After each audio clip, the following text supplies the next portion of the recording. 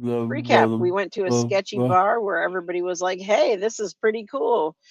And my character said, no way, not going inside. Everybody else went inside, and guess what? I'm the only person still moving outside.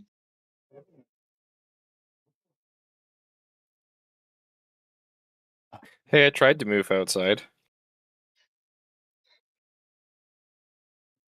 I got frozen! Help me, I'm freeze! Boggy got reduced to Perma's actual height. Fuck you.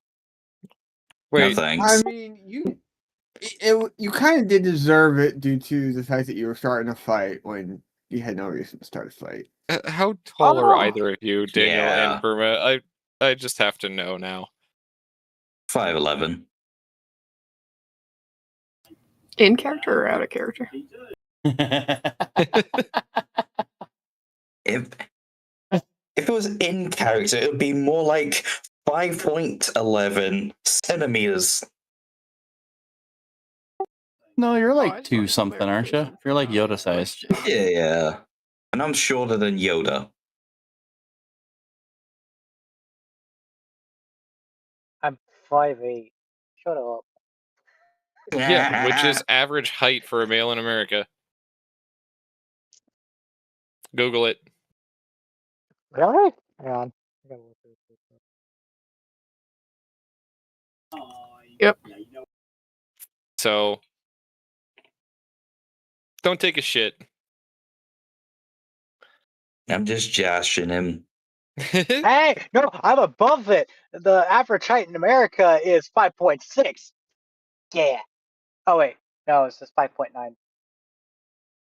Okay, you're right. So I'm a tree at 6'5". Cool. We knew that. Yeah, we knew you were a tree. We already knew that. You know. Posh giants. God, quit What does that make bragging. Iric? Let's say, isn't isn't he like 6'7", 6'8", something like that? Mm-hmm. He's one of the few people I've met that's taller than you. Yeah, and if I really wanted to, I could break him over my knee because of how skinny he is. I can snap that boy like a twig. I don't think it was possible for someone to be taller than Badger. He's not Shaquille O'Neal.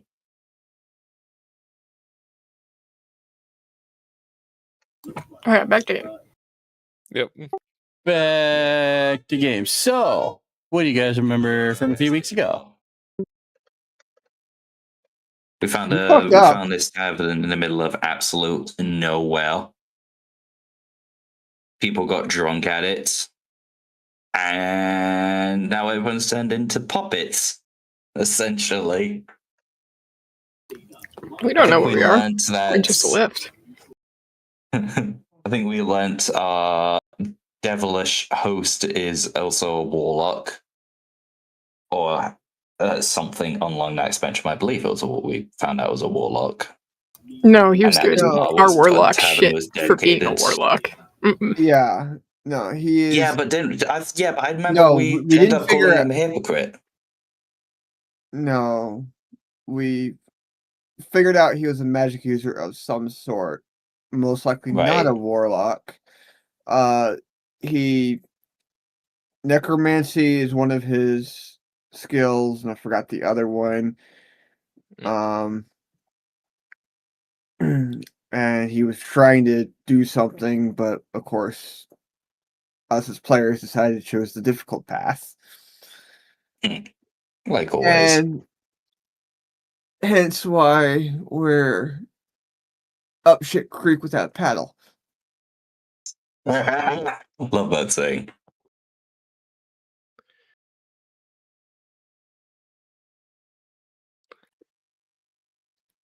Also, our cleric who was outside went back inside for a drink, and then surprisingly acted not like themselves and went upstairs and then disappeared with the other two, our artificer and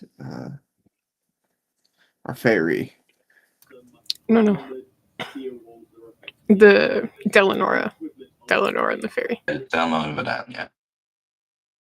Which is a fairy. And then also, I forgot the class. Yeah, you said Artificer and the fairy. You're good. You're good.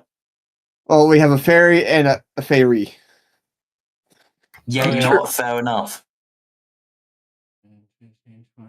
And then Kev went up there and is stuck in a whole person out of character knowledge. He's basically held frozen.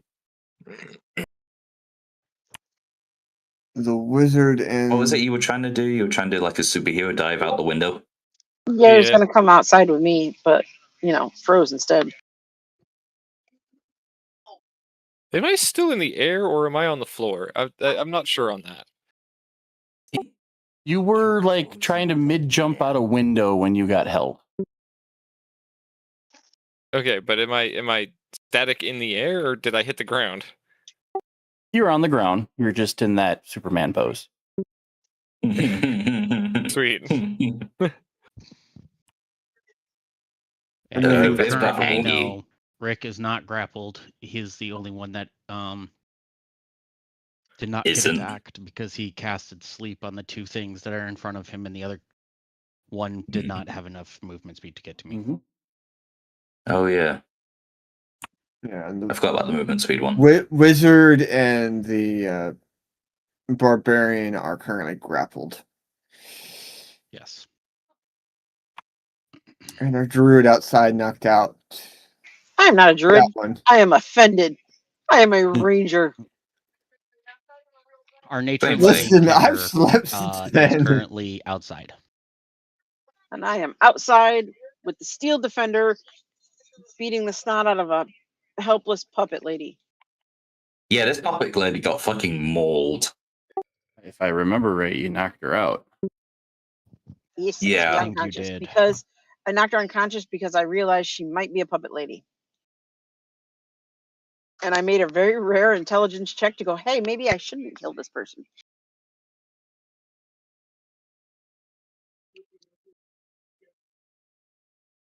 That was about where we left off, I believe. I think so. Alrighty. So, or am I misremembering? Was it? Didn't Spot get a new page, or was that the session before? Session before. Session before, I believe. Never mind. Or tail end. All right, big bad caster guy gets closer to Viv, but bit out of range still. He just recommands his patrons to apprehend. Rick.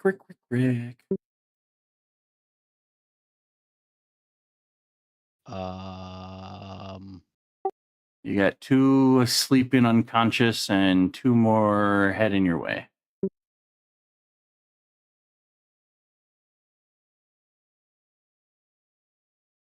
Yep, and I am booking it up to the stairs to our monk.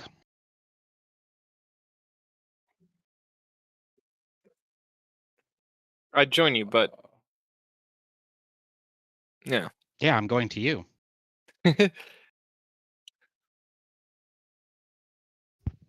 I'm trying to help you.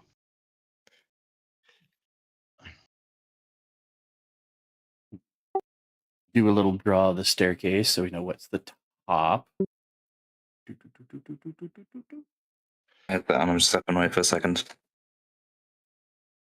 And yeah, I mean, that's however far, because my movement speed is about 30, so however far the staircase tall is versus with the amount of where Keth would be laying on the ground would be however far. So in that case, full full 30 so move. If I need to use a move, my action to dash. Yep, so a full move from where you were gets you up the stairs and within like 10 feet of where Keth is sprawled out on the ground, unmoving.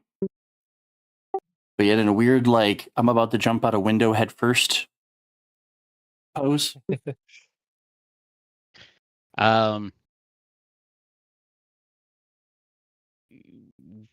Would Rick know possibly what this what is afflicting Keth right now? Just based on the shimmering and colorization of his freeze, you know it to be a spell, some sort of hold person. So at least okay, yeah. Being that it's kind of in the Bard's list, I probably would maybe kind of think that possibly. So fair enough. I just don't have it myself.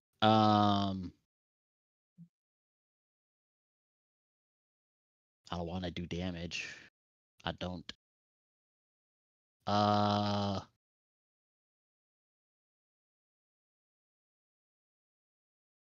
don't have that.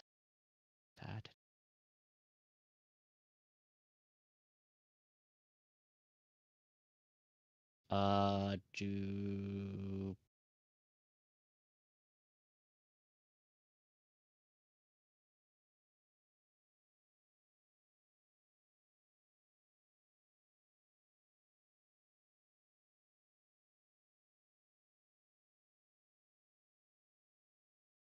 I don't really have counterspell or anything to break this per se. So more of what I'm probably thinking is probably just going to do a bardic inspiration so that he has a d6 to use on his next roll of some sort, ability, whatever, a d20 test. So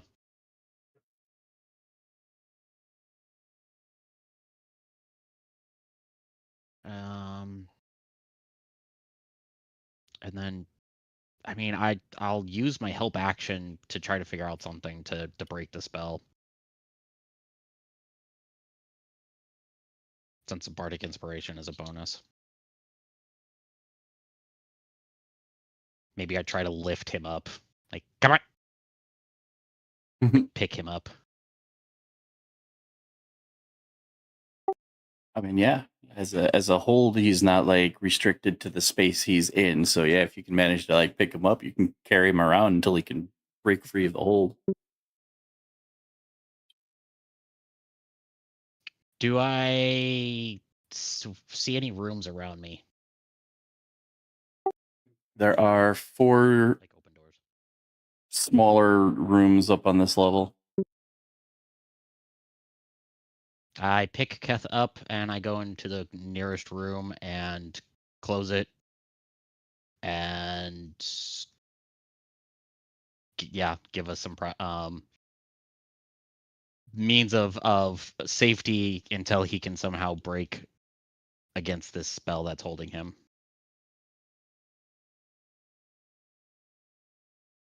I'll have to sadly leave the barbarian and the wizard to handle for themselves.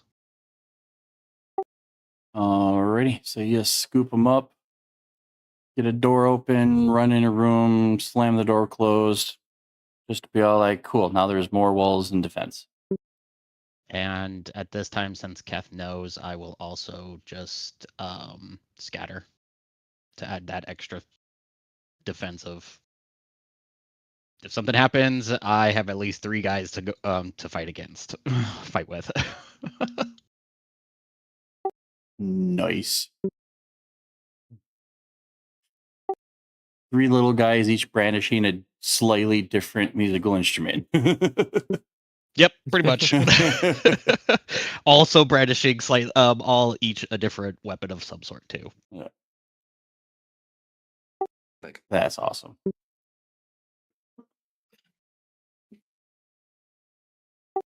All right, so we gets to Keth's turn. We can go straight for a save. What save?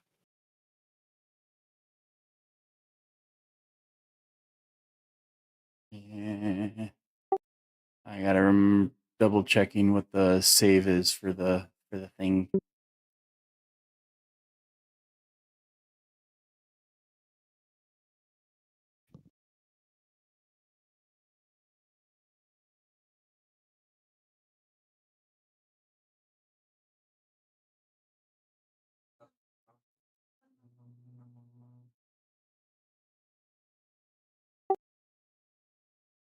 Oh, it's a wisdom saving throw.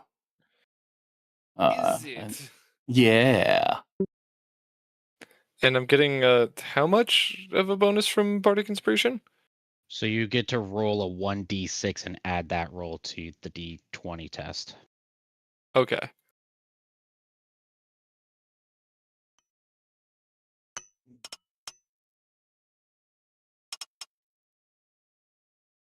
$27.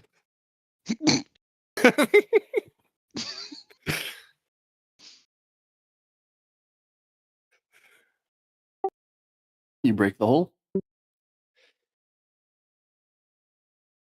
Yay.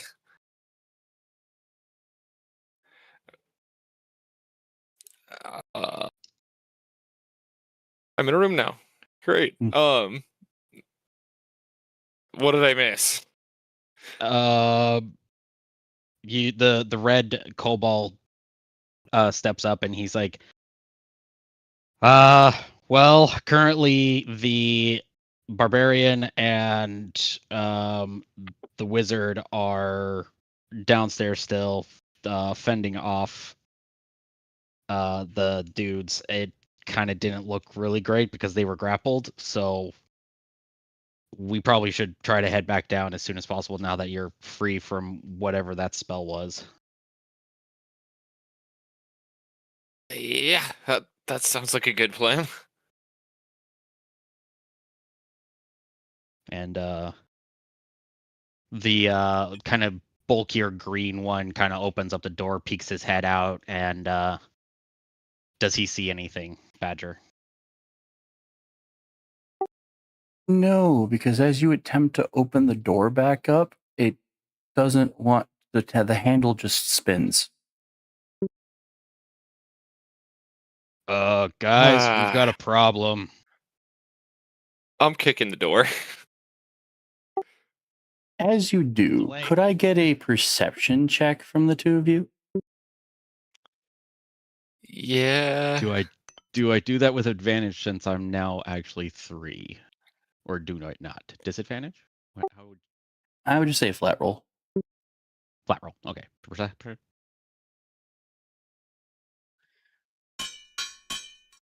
Gross.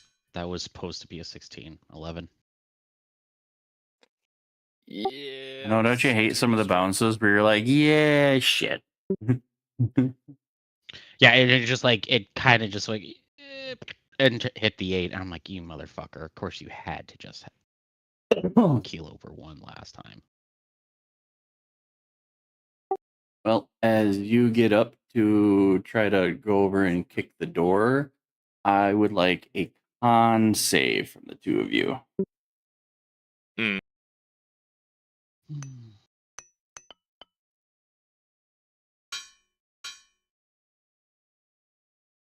Sick. 19.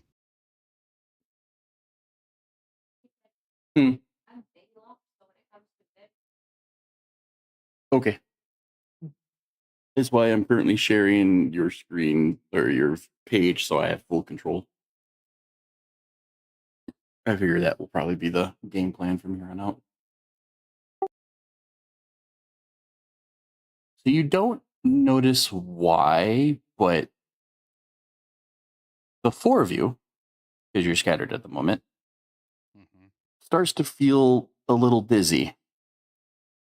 But I will let Keth attempt the kick on the door.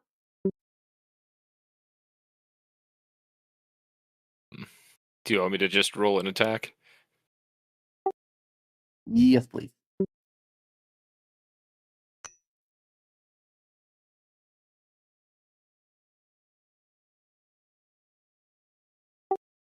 That'll just barely hit. Not a solid kick, but it will hit. You know, it is what it is. You're just more used to hitting things with your hands, not your legs. That's it. It's Different just me. Can I not styles. see Kev's rolls? I mean, I do Yeah, I was sometimes say, I wield a see weapon Kev's... and kick at the same time. I'm not seeing his rolls. Out of Okay, character, as long as do you it's think you not could just me. also try using your head, or would that hurt you than the enemy? I mean, I've heard of No one using your wins in head, a but that's headbutt. taking it to the extreme. For his, to me, are coming up as 2 self, or at least probably 2 DM. Yeah, it's probably to DM. Oh, it is. Why? I mean, it doesn't matter to us. Like, technically, we really shouldn't I mean, even as care. long as the what DM sees there we it, go. that's just all. That's switched Yeah, over. Should be exactly. fixed now. You kick the door, and you expect to have met wood. It kind of feels springier. Like you go for your kick, you get a solid hit in, and then it almost like pushes back a little bit. Like it's a little rubbery. I hate that. I don't think this tavern is what it appears to be. Yeah. Twist the whole tavern's a mimic. Daniel. And before we end that particular turn, I will grant you both one more con save, but this time with disadvantage as the room starts double vision, starts to spin a little bit. Something's affecting you in this room. Well, ignore shit. that roll. That was... Oh, yeah, that was not me. With disadvantage. I didn't even see a roll popped up. I just saw a reconnection. Rick, I appreciate the attempt. 15! I'm gonna go to sleep again. Son of a bitch!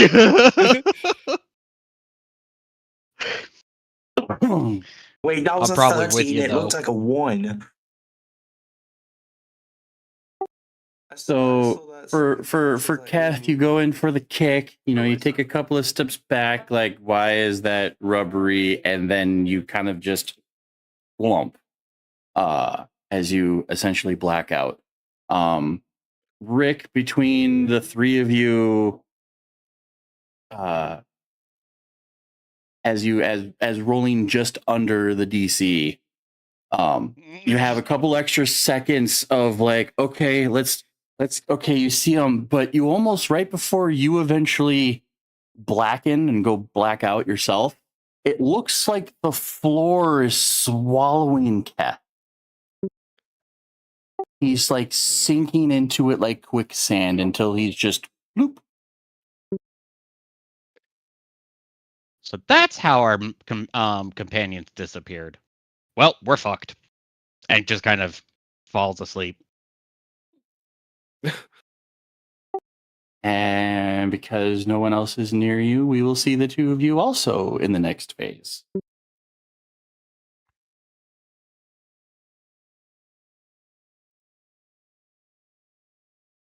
So with that, we move to the Steel Defender.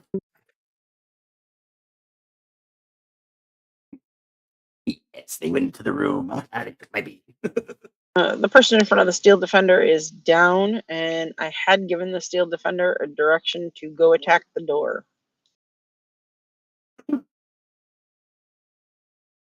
It's gonna kind of pick up on the cue about, you know, enough's enough with the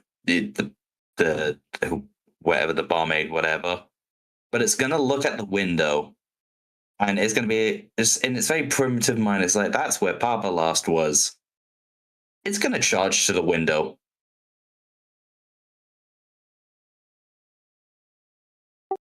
A door is a door. Yeah, so give me an attack roll. Attack roll, or would it be like just like a pure strength check? I mean, are you trying to like dive into the window, closed window? Just running, it's literally just like gonna charge head first into the window. This one here. I'm trying to think next for that one. Athletics check. Athletics. So essentially a strength check. Bonus. Okay, strength check. Let me just quickly see what the bonus is for this because I can't remember off the very top of my head. I feel bad for both. Strength checks. So +2. The damage to kill the door was like 2 points under, and then Rick rolled 1 under. So with a wait, is that 12? No, that's a 17. So with a +2, that's going to be 19.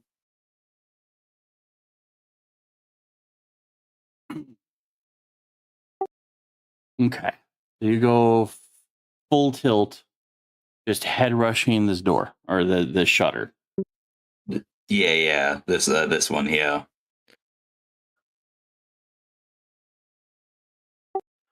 I guess roll your strike damage, whatever the damage would be. Okay. Yeah, essentially like an unarmed strike or some sort of like swipe attack, whatever he's got. Yeah. I mean, the only attack it's got, it's normal, just force and powder round, so I guess just that. Yeah, just roll me the damage on it. Alright, cool. So that's going to be 11. Oh, wait, hang on. You can't see that because of the light. There you go. So a +7, that's going to be 11.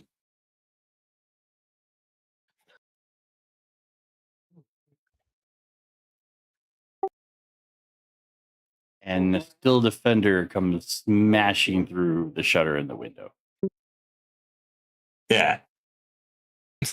Nice. Not necessarily the most graceful of landings, but this owlbear looking mechanical beast just smashes through the shutters as it's leaping into the building and kind of lands not so gracefully, but enough to where it's up and there's a lot to take in now that it can see what's going on. I guess, hang on, how much move? Okay, so I got a bit of movement left. Dip, dap, do, fly the first, it's you. It's gonna start running in the direction of that one, but it's not gonna have quite enough speed, I don't think. 10, 20, 30, 40, 50, 45, actually wait. 5, 10, 15, 20, 25, 30. So it's gonna kind of jump up onto the table in an attempt to run directly towards this guy.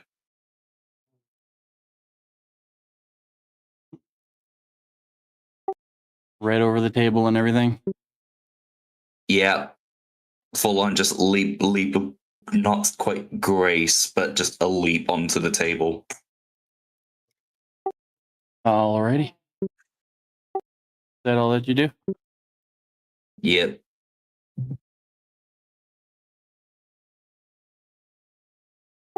Well, out of the maids, one's dead, the other one's unconscious. So we will go to Viv, who's going to attempt a breaking of the hold.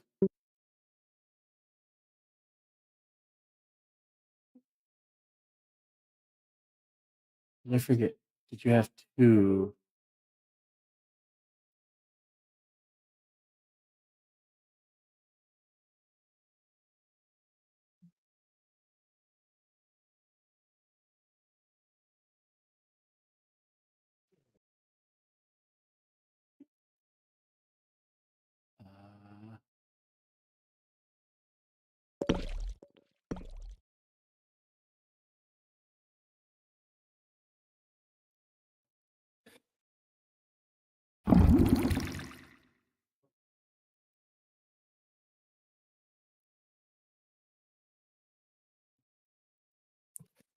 You were raging, right? Yeah. No. Okay. Because you don't make the check to break free.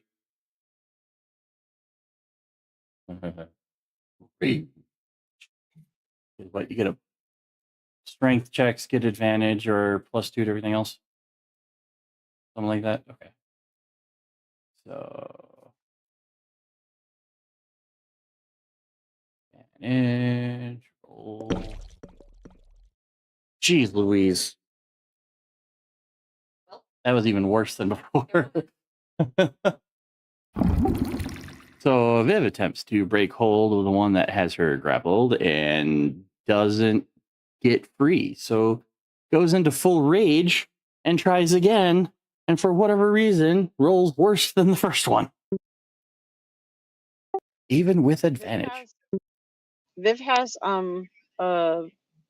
inspiration. Yeah, you do have inspiration if you want to burn it.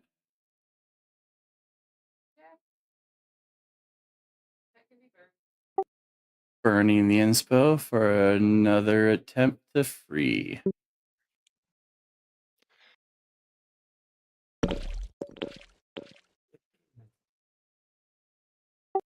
Well, good thing you had advantage, or that wouldn't have been good again. But yeah, you managed to break free of your hold.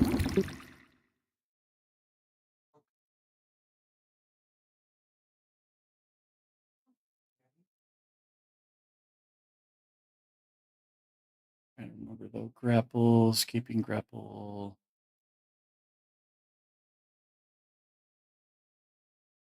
Okay, so doesn't immediately give you another turn.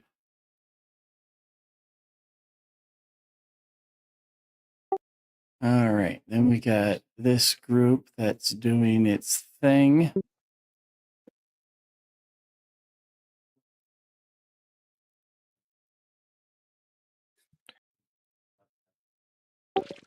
That one goes for a swing. And also, I should point out that if what happened in the room knocked me out, sleep is a concentration skill, I do believe. So. Excellent. Do you have any kind of resistances to things like toxins, poisons? To me? Yes. No.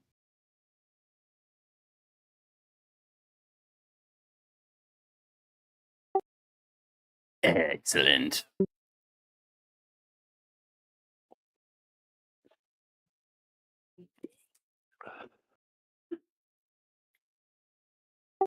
All right, so they whiff the punch attack on you, Viv, but they do re-grapple you. Only one of them's looking like they're trying to hurt. I'm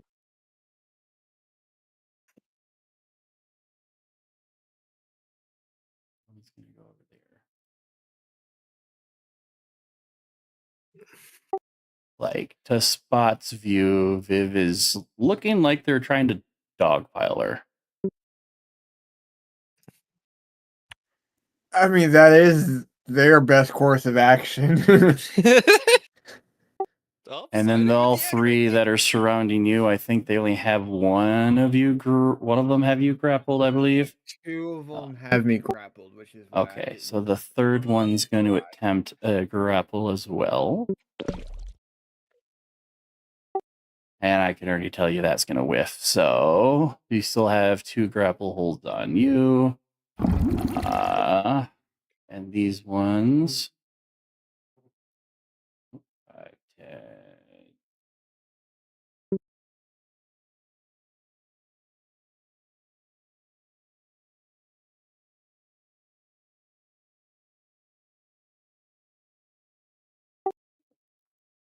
Out of the other 2 in this corner, the tiefling walks up to the steel defender on the table and attempts in a grapple.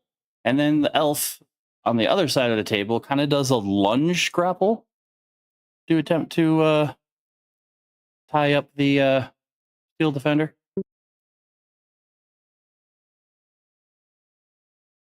I'd say.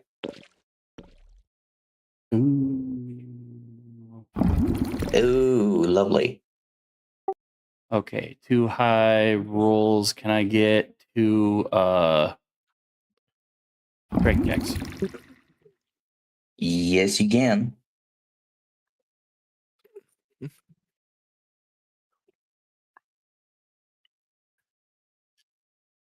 So I think they'll apply the strength check for +2s.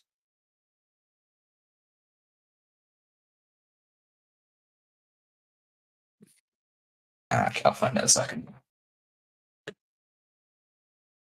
Nat 20 for the first one, and a 10, so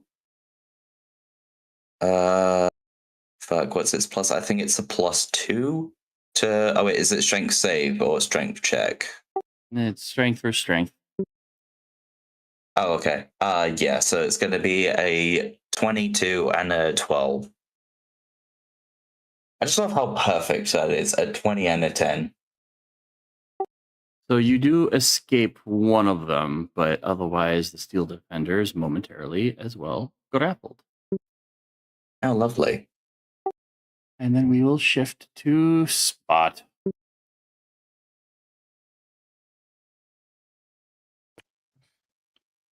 Okay. I really wish I knew more spells. But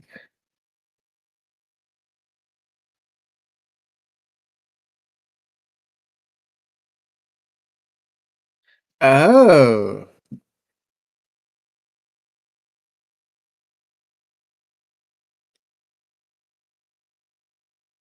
Badger. Could I reduce myself to get out of grapple so I can move to a better position?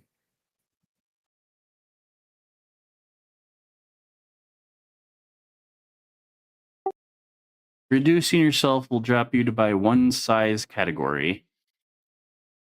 And considering that you are currently grappled, it would more or less grant you advantage to escape. But it wouldn't necessarily free you. Okay.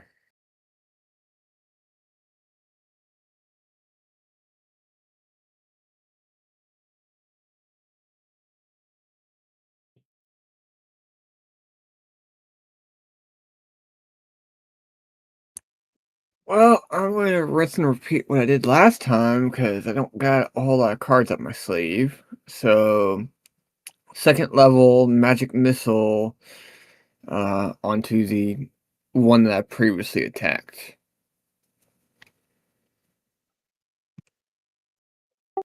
Okay.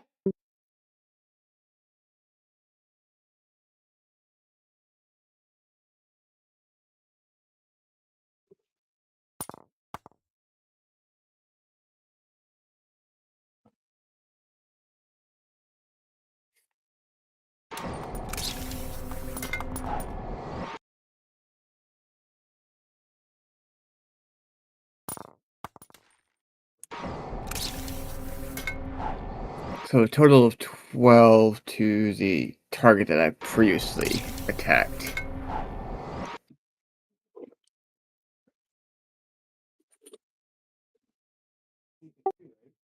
Your magic missile goes off. The one that you previously injured pretty good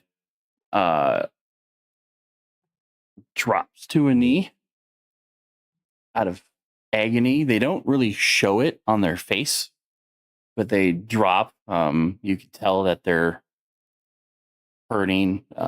Legs are shaky, arms are shaky, but they're doing their best to maintain their grapple. All right. And using my bonus action to do my unarmed strike against that one to just try to knock them off.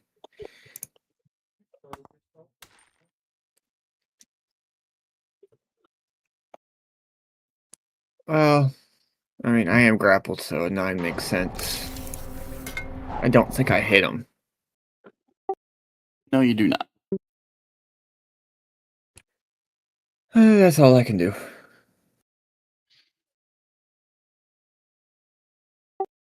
Brandy.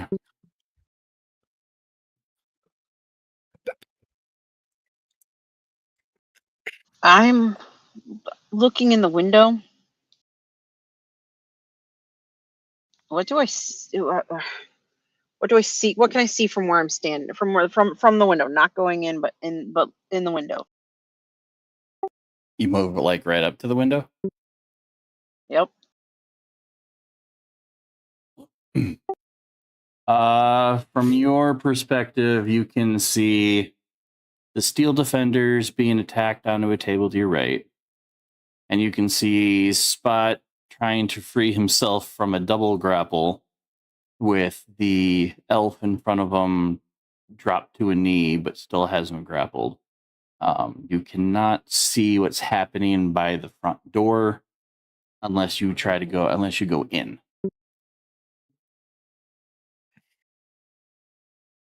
But in terms of other allies, you don't see anyone else. Brandy will pull out the wand of magic missiles. And I'm going to... Can I expel more than one charge at once? I can do 3 charges. It says more. It says you can expand more than... I can do 3 charges, it says. So I'm going to point the wand downstream at the drow fella holding on to my friend Kitty and hit him with 3 magic missiles.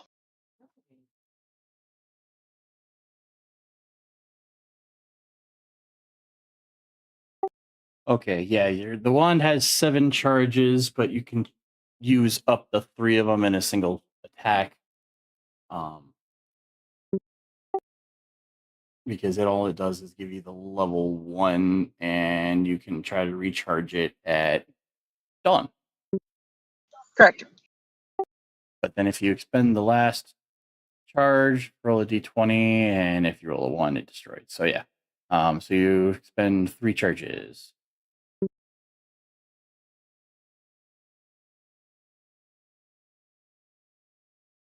That's 3d4s, right? 3d4s plus 3? Well, it's going to be 1d4 plus 1, so yeah, 3d4 plus 3.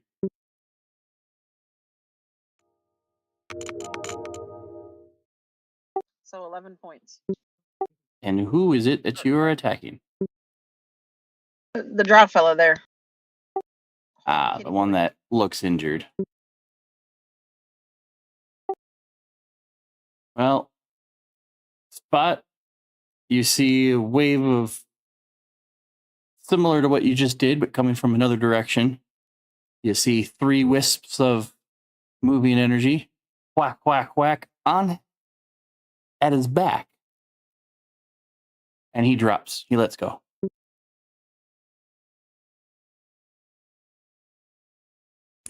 Yay!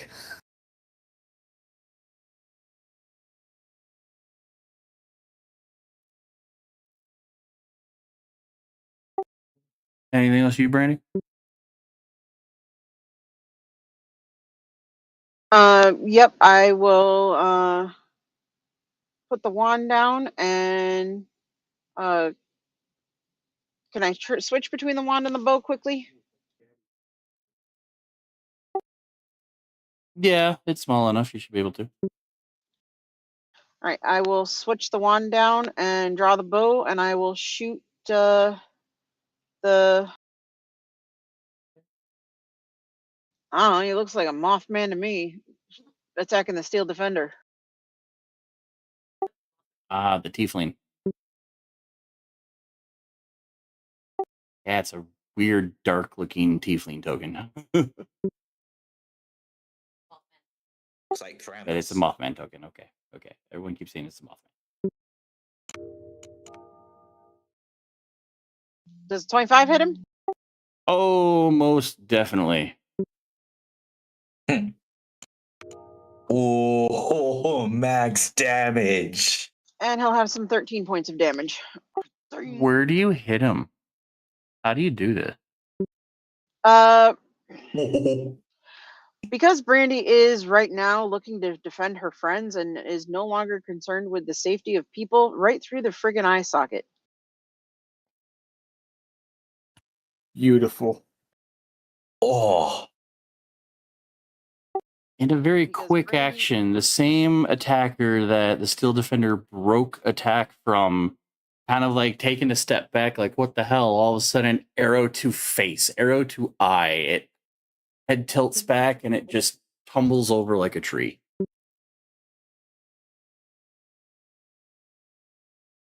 Fatality.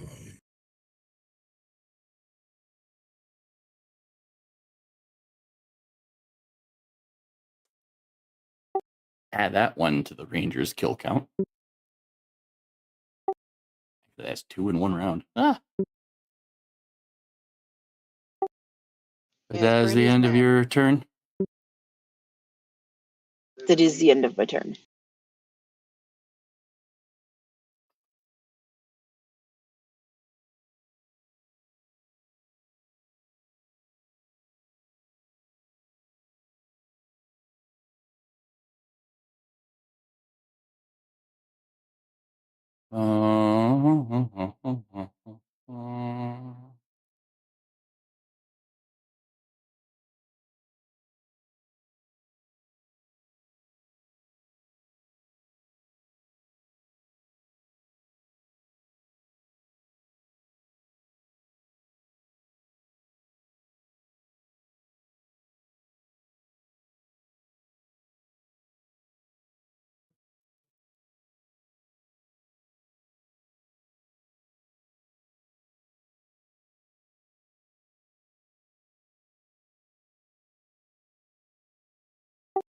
You gotta see what rage advantages you get.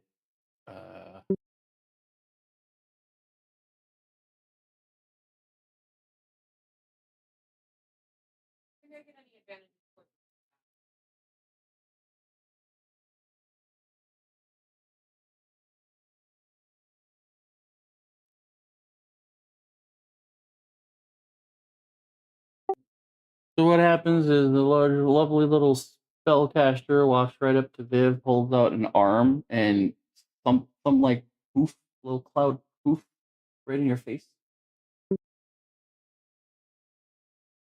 You have resistance to any kind of toxins. This isn't magical sleep.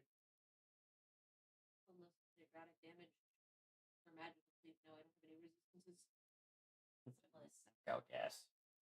It's tempting to put you into a sleep or forcibly pass you out. Brandy is hollering over to the cat, though, to use the gem.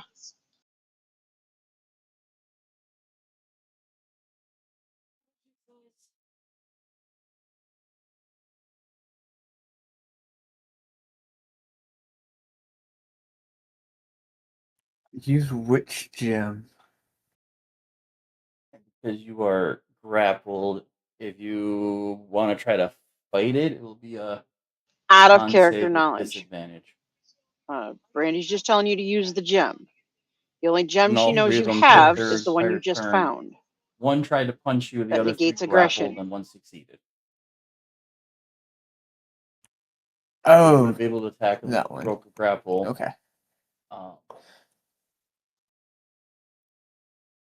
But he's trying to.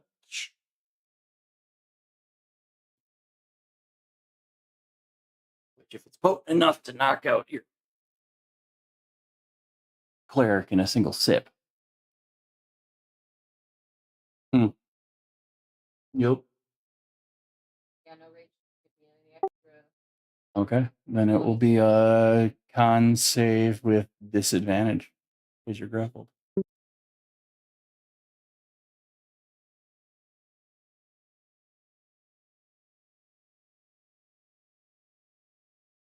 Since they are resisting your ability to move out of the cloud. Oof.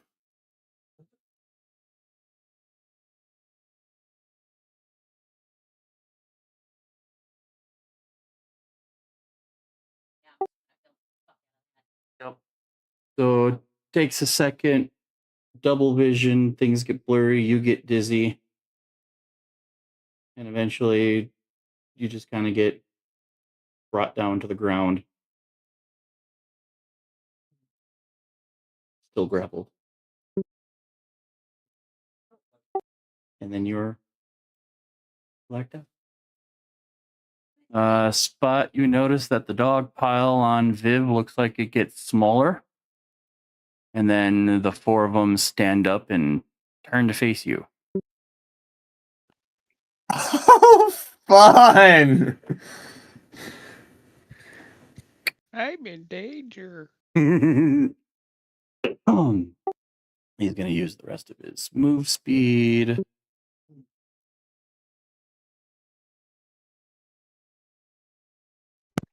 You know, now would be a really good time for you to rage cast Fireball. Now that I have no allies in view, the barbarian read my mind. All right. Still defender's turn.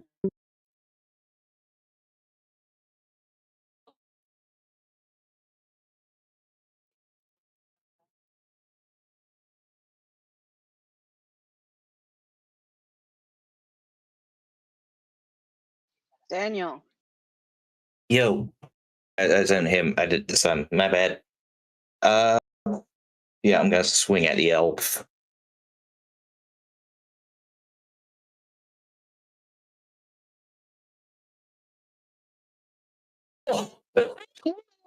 I love these guys tonight. Oh, fuck. I swear it was on that 20, but I knocked it on the 2, but it was on the fucking 20. I don't know if anyone caught it before I moved it. I tried adjusting the tray.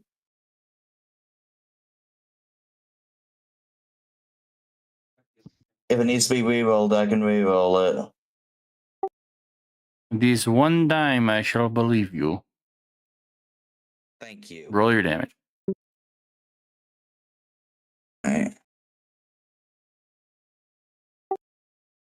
And then roll me another d20. Do you want me to do d20 first for damage, or? Sure.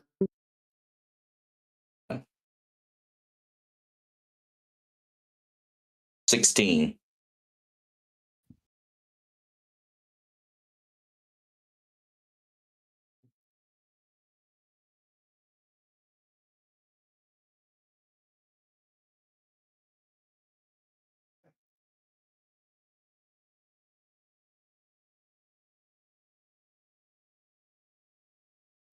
$16 or $17. Oh. So what's the normal die that you would roll for damage? Normal die would be just a second, I'm bringing it up. It's a d8. 1d8? 1d8. All right, roll 3d8. Oh boy, okay. Trying to find a third d8. What is it? Oh, I'll just roll 2 and then. Right. My bad. 4 and a 2, so 6. Then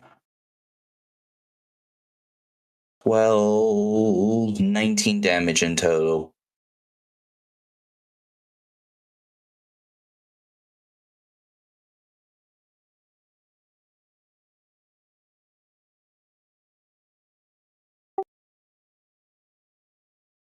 Okay. How do you do it? Just brute force, claws and all.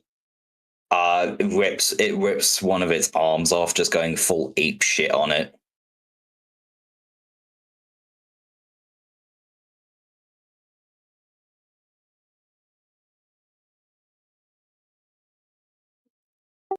All you hear from the middle of the room is, "Quit killing my toys!"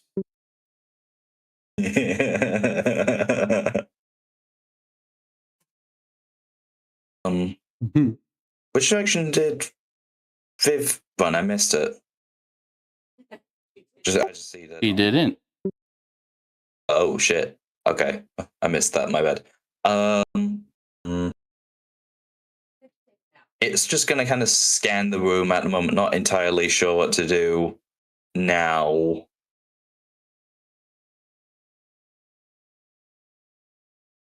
So that'll end turn.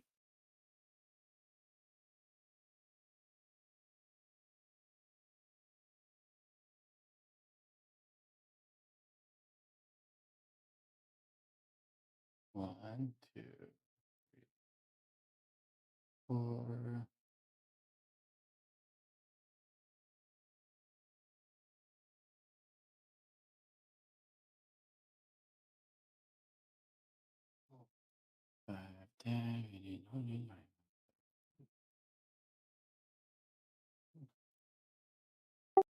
The group scatters, and the spot where Viv was standing is no longer a Viv.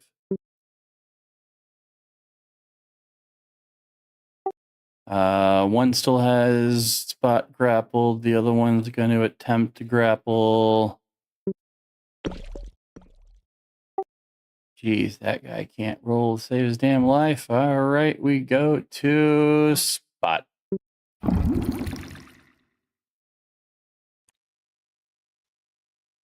All right. Normally, Spot would cast this next spell very deceptively because he knows he's going against a much more intelligent caster, but he is kind of pinned, and this is a no shit kind of moment. So, everyone knows what this means.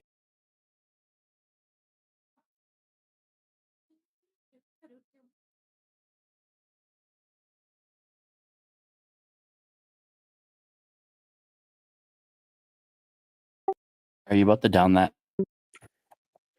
Yeah, I think it should be. I think it should be a house rule. Because I know he's got a couple of the little bottles. I've got a pack. Yeah, it's a Midwest training kit. Out of character, can I ask a question out of character real quick? It depends. If someone were to cast Fireball as like a Dragonborn, right? Would they as a wizard would they be able to cast Fireball as they like shoot it out from their mouths like a fire breath? If they cast Fireball, but they're like a different element. Potentially. Does the spell say where the point of origin is? Because I think it specifically states the fingertip. Because if it didn't specify, I would have been like, "Wait, can you use it out of your butt? Let me use a burrito fireball." A break streak flashes from you to a point you choose within range and then blossoms into a low roar into a fire explosion is how it's worded. Oh. And it's now described as a streak and not like a bead that flies through the air and then becomes a fireball. I don't care how big the room is, I cast Fireball. So, it's only a 20-footer. 20-foot radius, so 40-foot diameter. Yep. Oh no. Oh, was that big? No. Oh no. 40. No, this is 40.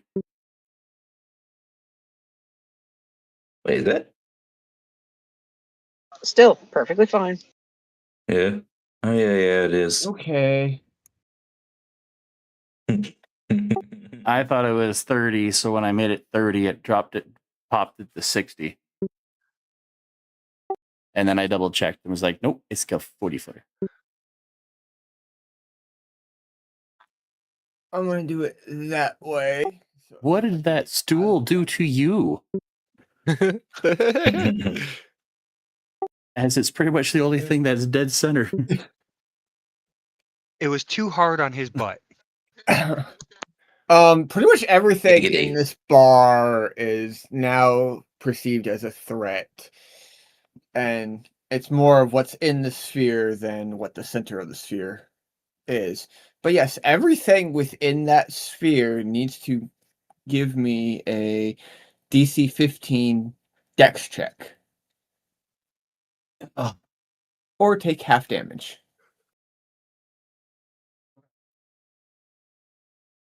So, fireball. I'm not in that radius.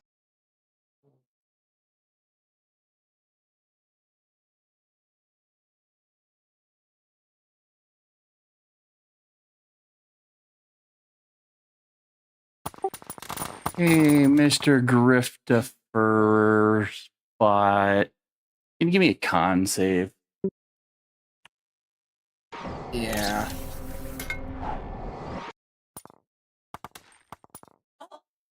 Rerolling that. So yeah, Vinspo. Much better.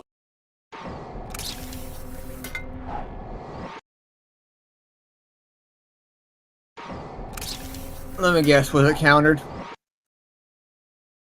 Or attempted? You see a little blip go into the spot. You see an explosion start to take place.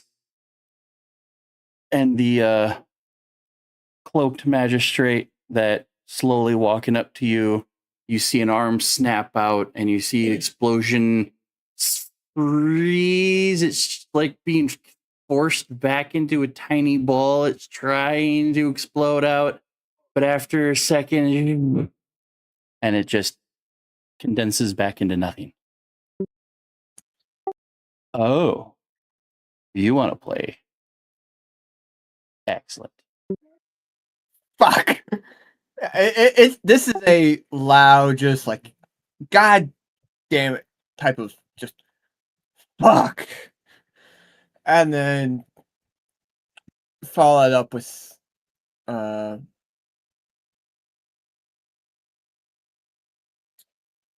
just an unarmed attack against the one that is actually grappling me to try to do something.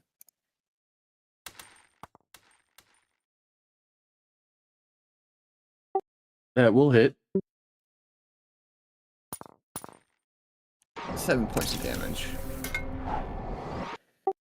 Oakley dokley.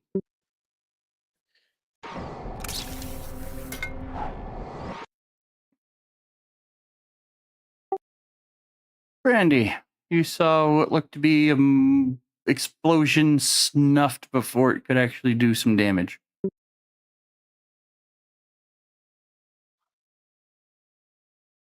Brandy looks salty and grumpy.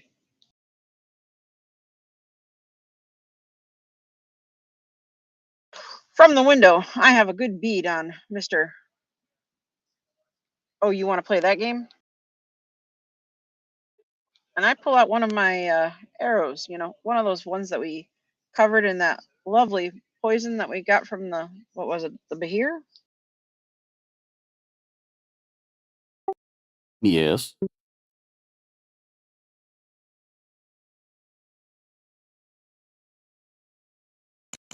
Oh, wrong dice.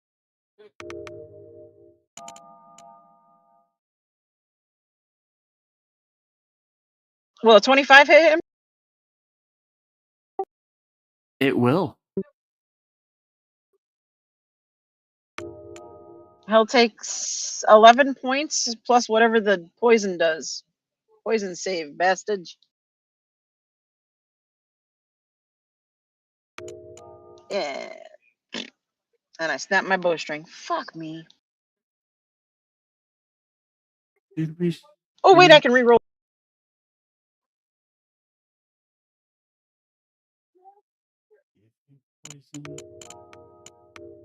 Well, a 19 hit him.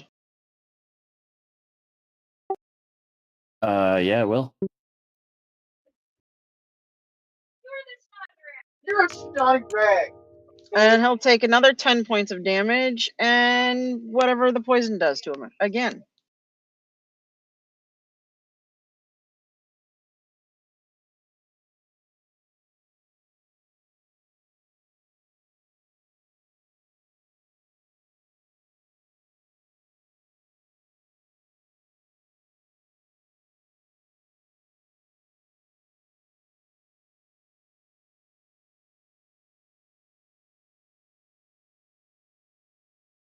Huh.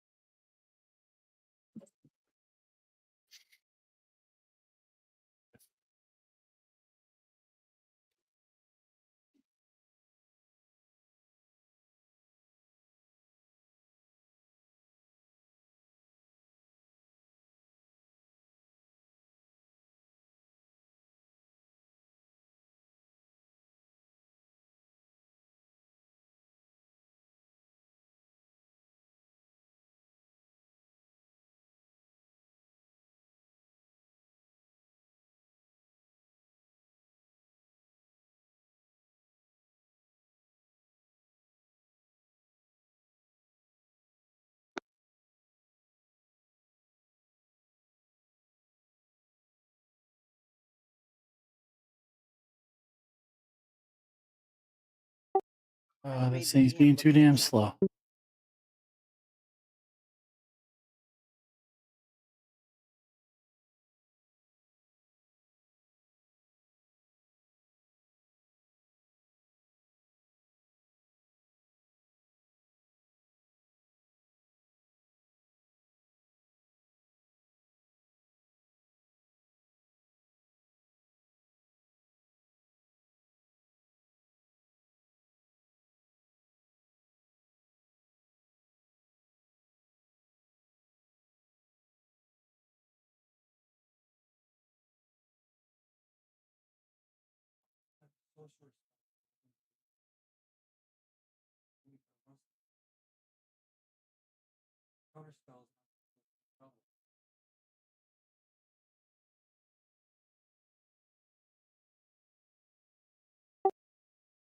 All right.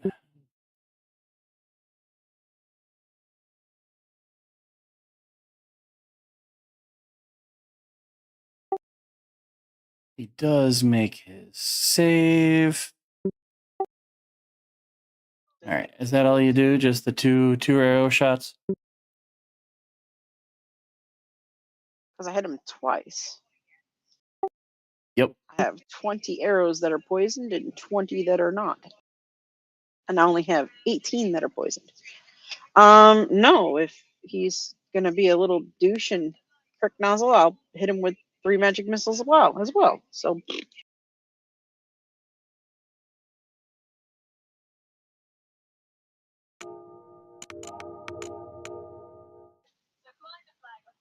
we'll take another 10 points of damage.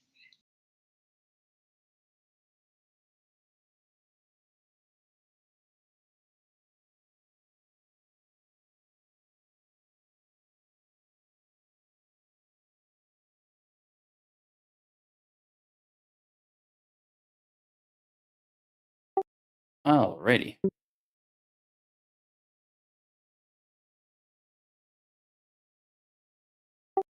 Only because he already used his reaction.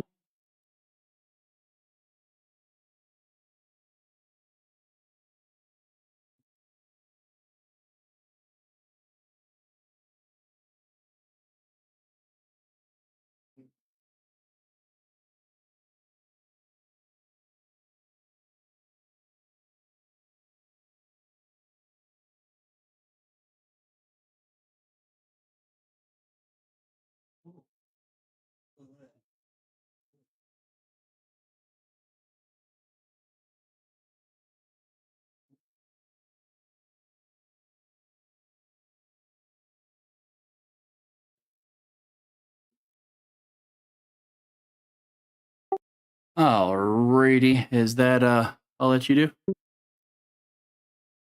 For now. do?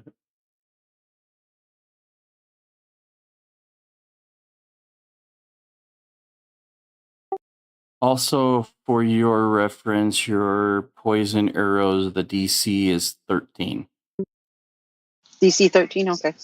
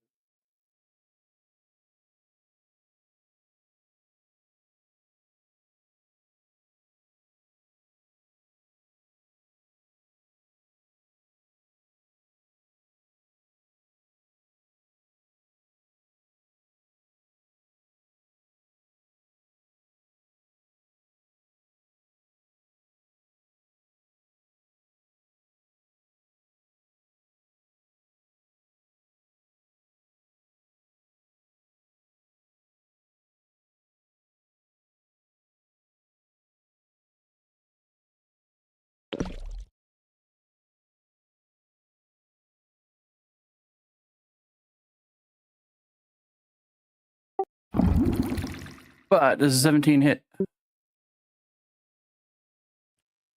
Sadly, yes.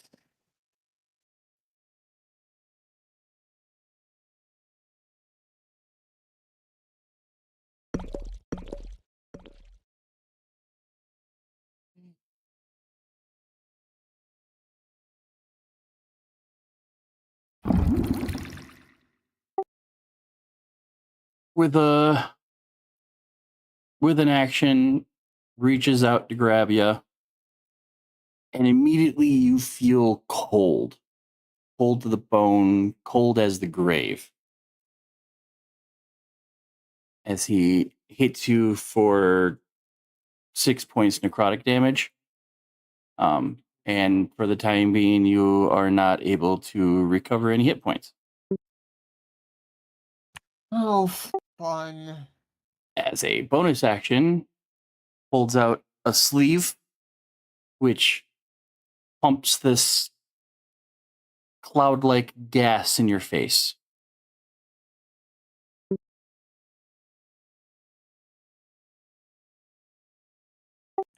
And for that, I would need a con save.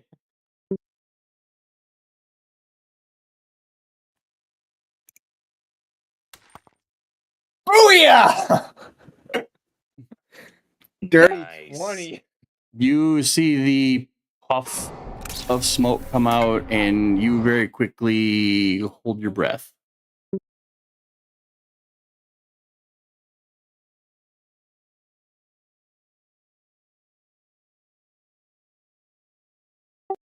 That's okay. Take your time. I have all day.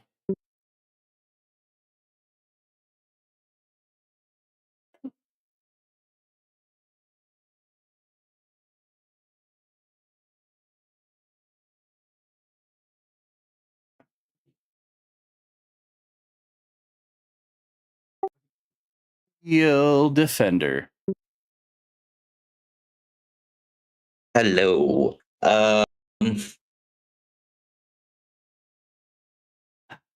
I'm gonna have Steel Defender dash over to Spot. And if I've done the math, What's his move speed? 40. So with a dash, 80.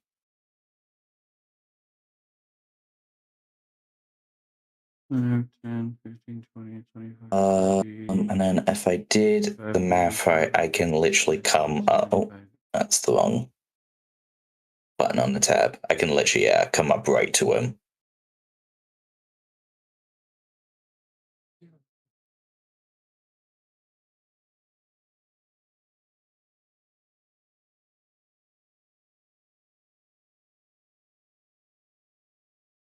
And then, yeah, that's all I'm going to be able to do. Oakley dokley.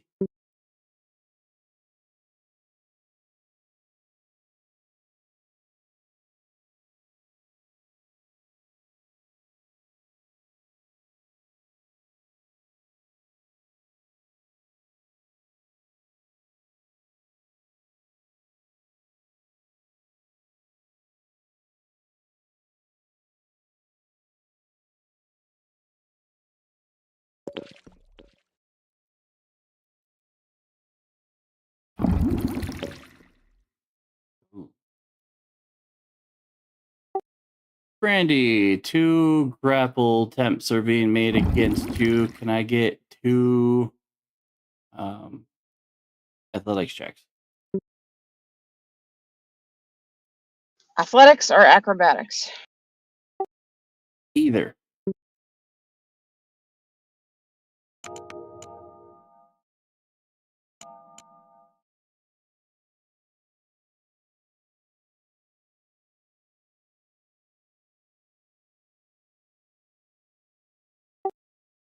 You break one, but the other one succeeds, and they will take the rest of their action to pull you through the window and into the bar. Okay, their funeral.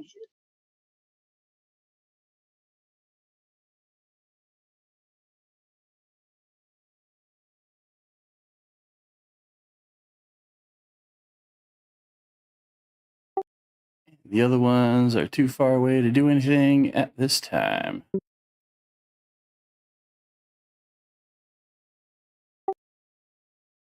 Spotty spot, spot, spot. Oh, the other one didn't even attempt to do another grapple on me. Every time I've attempted, he's rolled 5 or lower, so probably not this turn. Okay.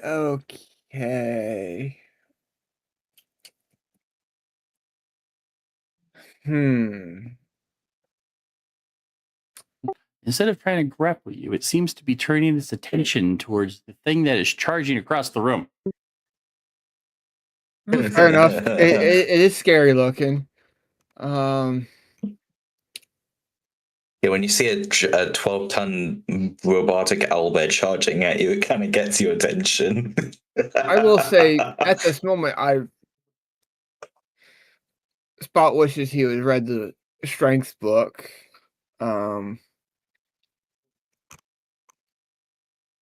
But yeah, that's his only really option to do right now. To be effective as possible. So he's going to attempt to break out of his out of his grapple. So that's what, a straight strength check.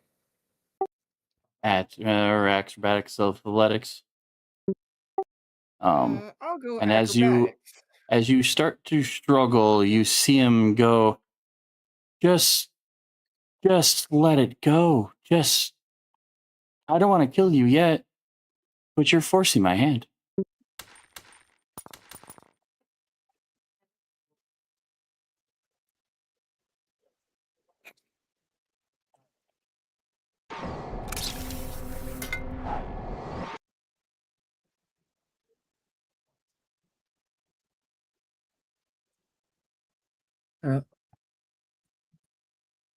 Get a 15 to get out.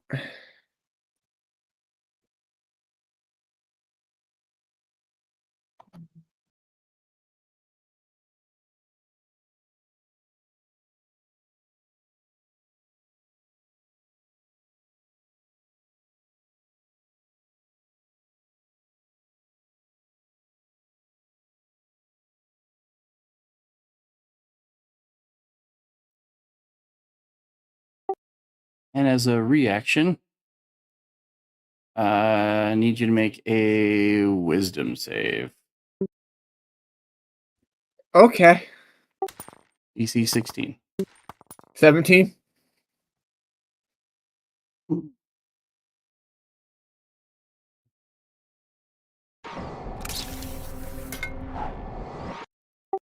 have broken the grappled and the response. Good. Now, I wish I had more things as a bonus action to do. But this...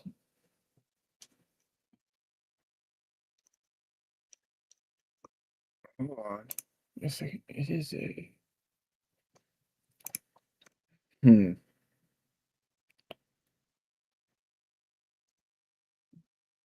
Because it is a cantrip, and all I have left is my bonus action, could I cast Green Flame Blade on my claws and use my unarmed strike against the magic user? Or can I only just do my unarmed strike?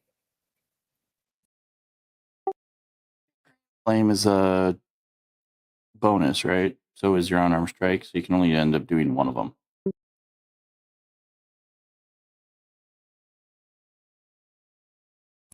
Okay, so just doing the unarmed strike. Because you use your action to break the grapple. Okay. Oh, I don't think 11 will hit him. Who are you hitting? The magic user. You get advantage. Actually, hold on. Wait a second. I have advantage.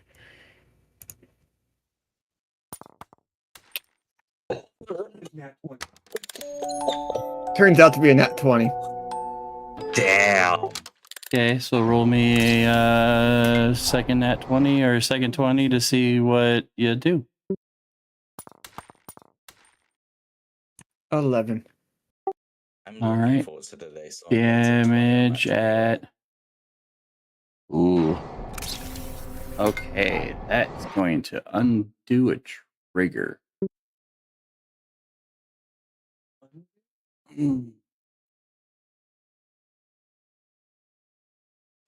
And Brandy, you get the inspo. Woohoo!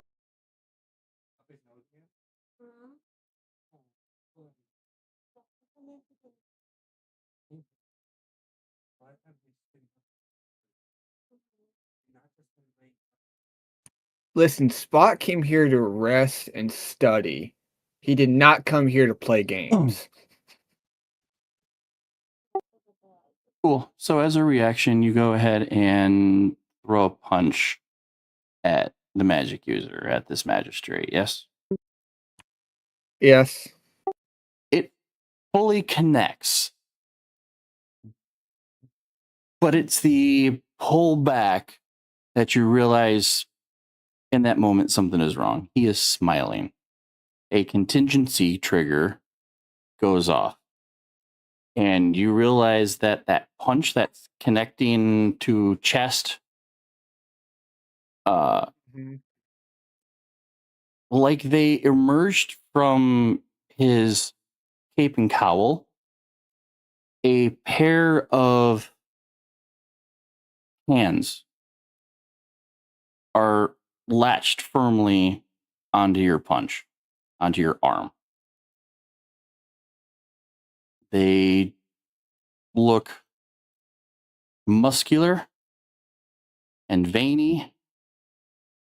And then you realize that there's really no flesh on, it's all muscle and vein and sinew.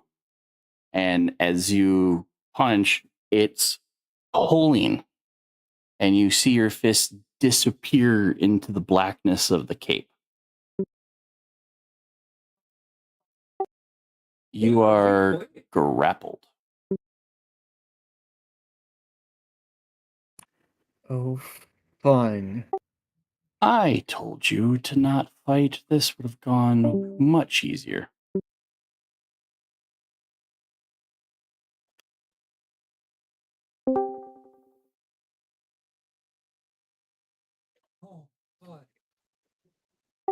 And the rest of his contingency has to wait till his turn. Brandy.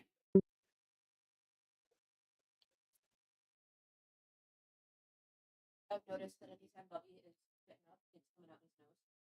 So I messaged her and I was like, is this something to worry about?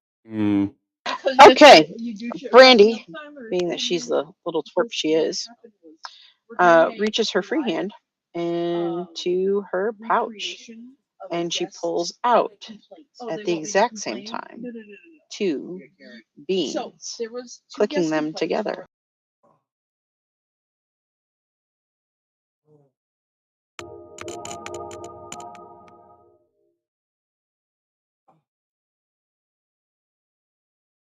So that's 17 points of damage to all 3 of us in this radius with a DC 15. With a DC 15 to resist. What did you just use?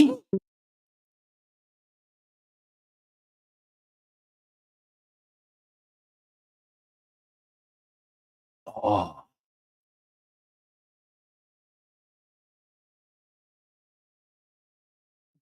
Bag of beans. If beans. you dump 1 or more beans out of the bag, they explode. A 10-foot radius sphere.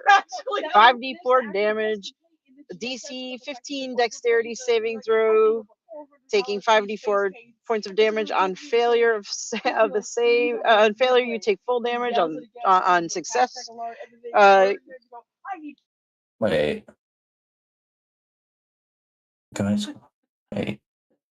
The last time we had a bag of beans, somebody planted them as proper use to get one of the many effects. But weaponized beans, just picked up and thrown at the ground or destroyed in some way, shape, or form, yeah, makes them go kaboom. Oh yeah. Kaboom! If you dump one or more of the bean out of the bag, they explode. Oh my god, and you used 2 of them.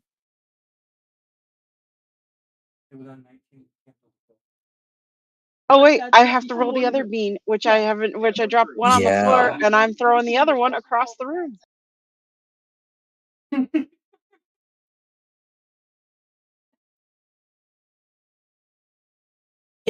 Why he made that happen? Yeah. Roll that beautiful bean footage. The other one's going right there.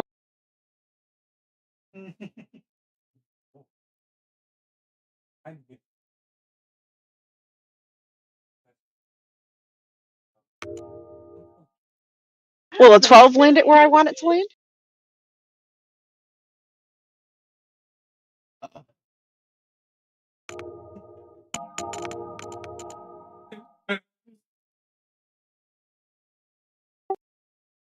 And everybody 1 in there will have second. DM.exe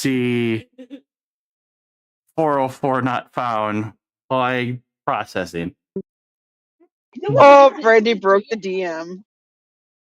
I did not It's use the almost as beans the way he thought I was going it's to. almost as funny as Al throwing a motherfucker into another motherfucker in the Monday campaign. It's a perfectly legal thing, but in all of the games that I've DM'd that's utilized the bag of beans, nobody's weaponized them. So I forgot that was the thing. Oh, see now Brandy doesn't. Brandy takes half her damage because she made that successful saving throw. Everybody else needs, and it's What force kind of damage. saving throw is it? What kind of saving? Looks like it's a deck save. It's a deck save. I Deck need to save. roll it for the defense. DC 15. Okay, what's the deck save? +1, okay. See, that's the problem. Perma can't make the save because he's frozen and small. Auto fails, doesn't he? He auto failed. He is on Brandy's person, but inside the AoE. He will automatically take the damage. 18, so I save. So it's half damage on a save? Half. So, Perma takes 17 damage. Okay, so 8.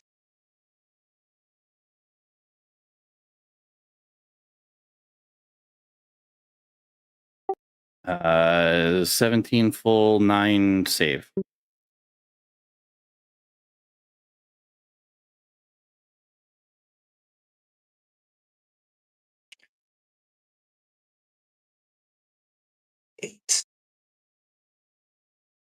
Well.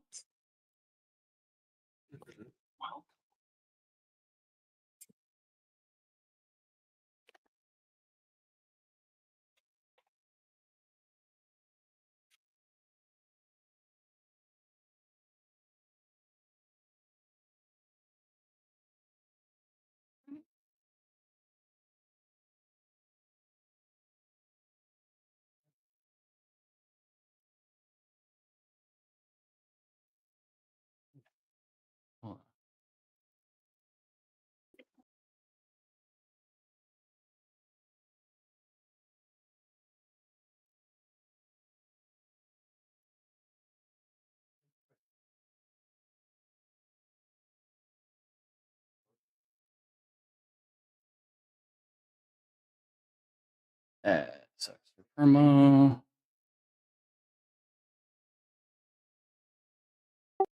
Oakley, Dokley.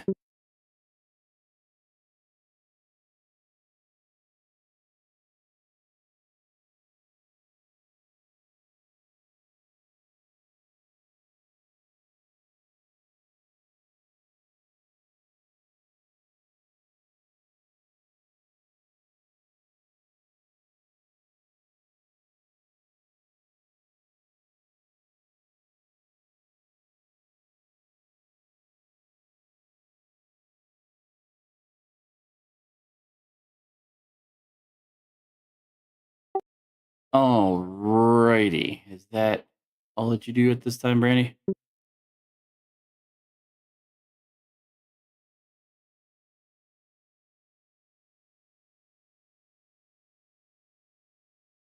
I'm debating. Hold on.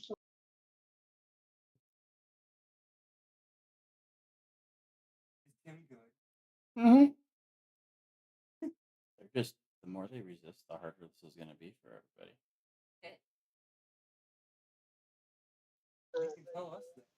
Yeah, I'll hold off from this point.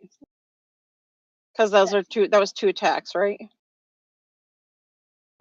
Yeah, essentially 2 different throws. Yeah, so I'll hold off. But I do holler at the guy, are you done yet, or would you like some more?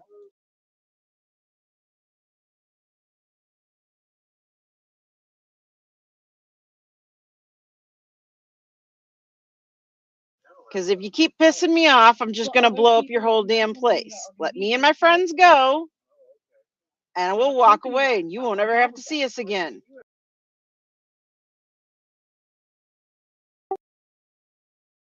Spot. I will need one more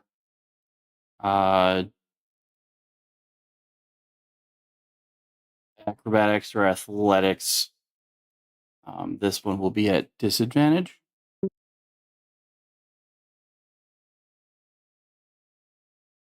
Okie dokie.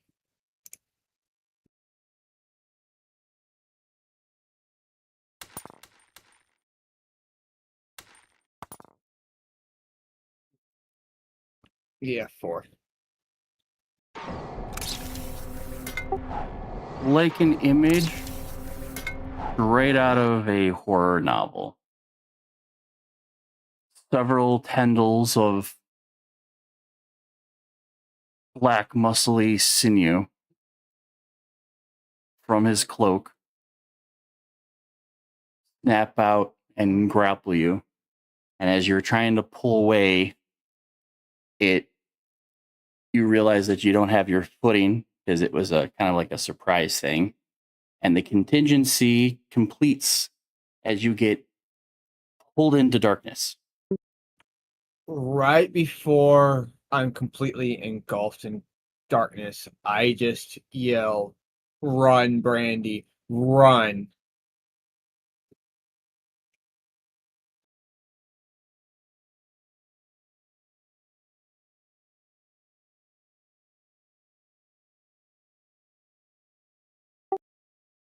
He'll turn around. You can still see the half of Spot's tail getting into just the void that is his cloak, under his cloak.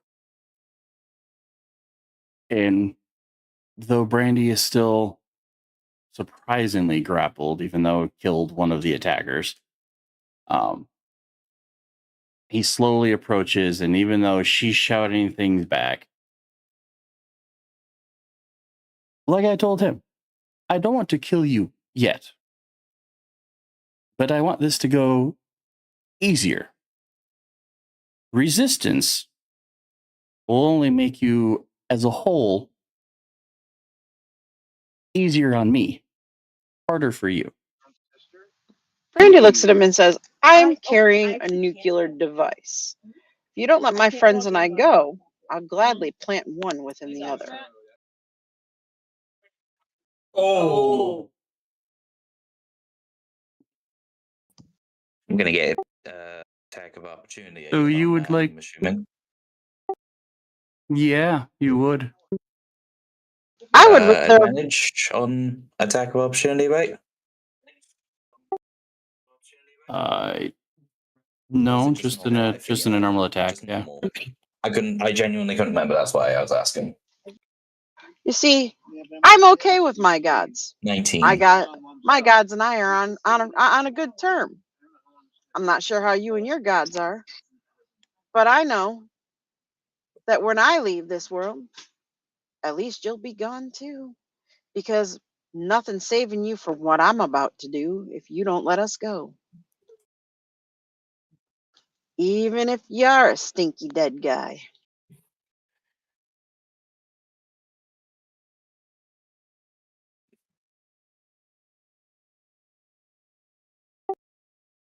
What'd you roll there, Daniel? In total, 19. That's a 14 now. Okay, that'll hit. That's an 18 persuasion, by the way.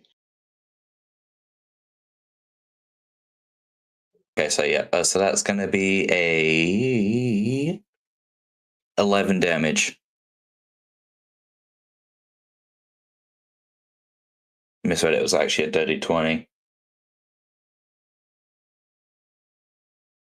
Hell, is it on screen? Yeah, it's on screen. So yeah, 11 damage. Is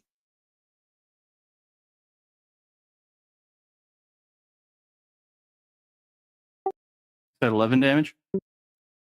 11, yeah.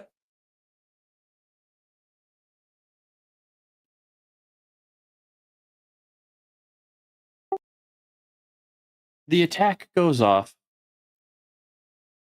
and you start seeing bits of him fall off. Ugh. Bits of flesh. As he continues his slow walk towards Brandy, his suave, semi-smug exterior darkens. His flesh seems to kind of melt away. And what you see is this muscular frame with long draping black cloak. The hair has kind of fallen, the flesh has kind of fallen, revealing this skeletal structure of muscle, vein, and sinew. Ugh.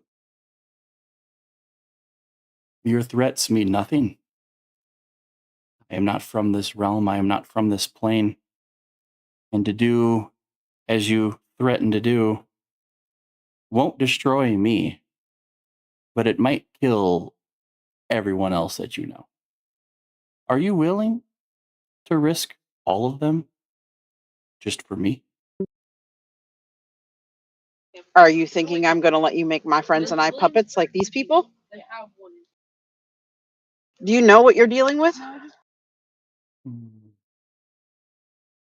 She smirks at him and blinks a few times. No fear.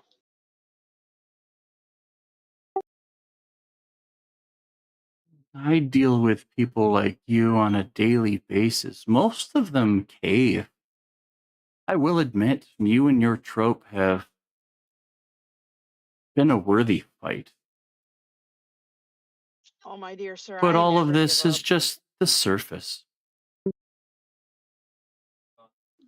Brandy holds up 2 bags. You have a keen eye. You know what these are. It'll take me a heartbeat to put one in the other. You're going to make the bag a holding monster. So, once again, your choice is I get rid of all your toys here now, blow up your bar, make you have to start all over again, or you can just let us go.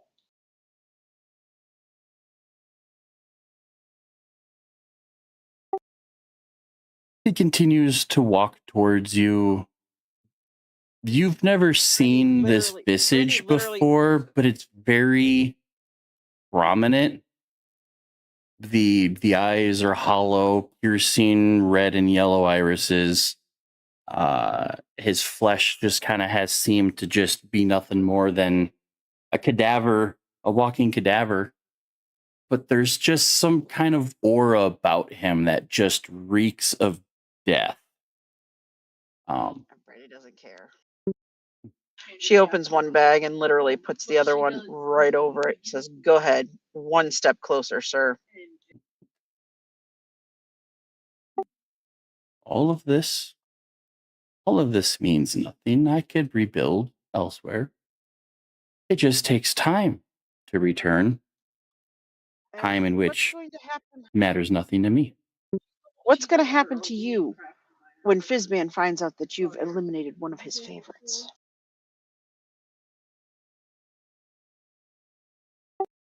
Well, that will be between me and that old fool now, wouldn't it? Oh, yeah. So, one more step closer, and all your pretty toys go away. Because you know as well as I do, combining these two things won't leave a speck behind.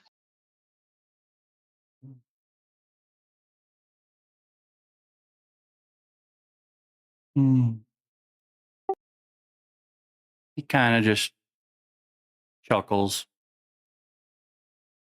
and steps forward, laughing about nothing but time.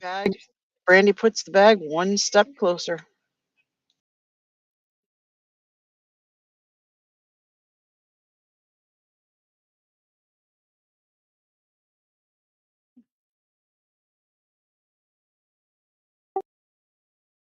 There is a slight worry in his eyes as he will attempt to try to reach out and grab one of the bags. As soon as he attempts to reach out and try to grab one of the bags, Brandy literally will drop. Will put the bag. We'll pull the bag closer to her and put the other bag closer to being in. Go ahead, try it, buddy. I ain't playing.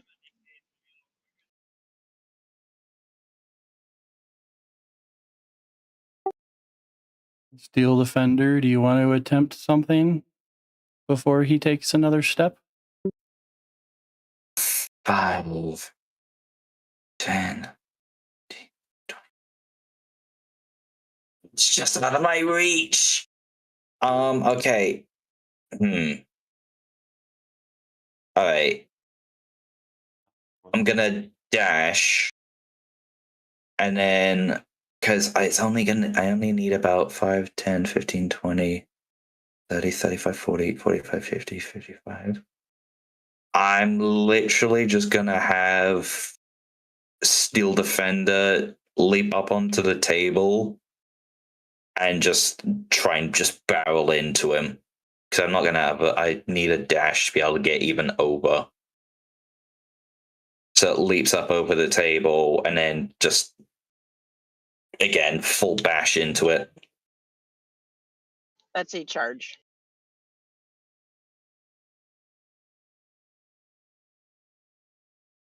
Whatever it is, that's what it's doing.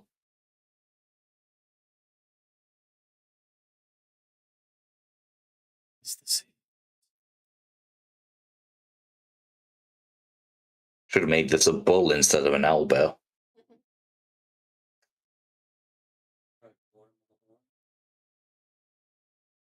Not sure if it's matching strength checks or.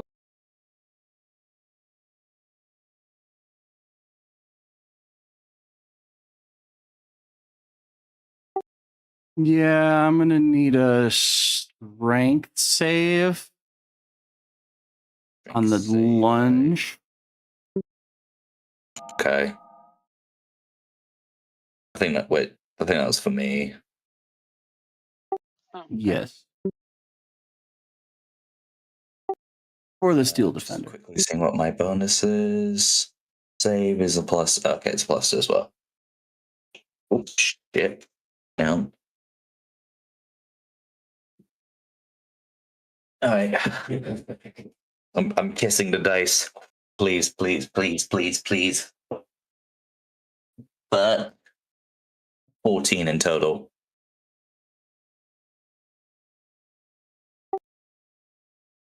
Now for the category of this, is the Steel Defender considered a creature or an object? A weapon? Construct, I would believe. If we're being literal, it's a construct.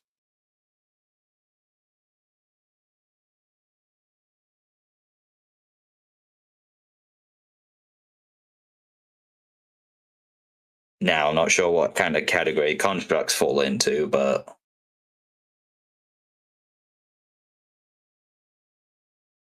Their own.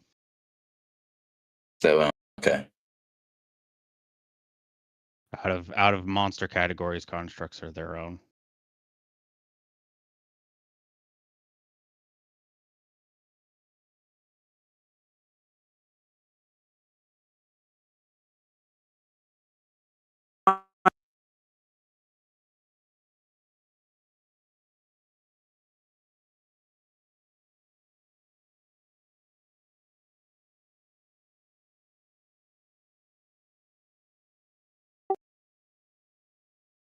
Alrighty. So, Steel Defender charges in, leaps on the table, leaps into the air. This caster flings out his arm. And the Steel Defender ends up going sailing into the wall through the act of a telekinesis. God damn it. Is he distracted? Did he turn around? Kind of like, he's not directly facing you, but he's kind of turned half to address the Steel Defender and this reactional moment.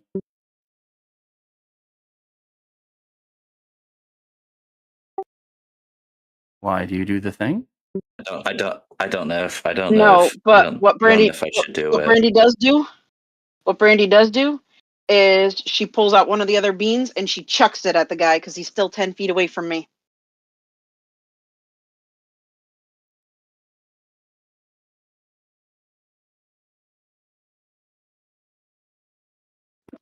Can someone please roll 5d4 for me?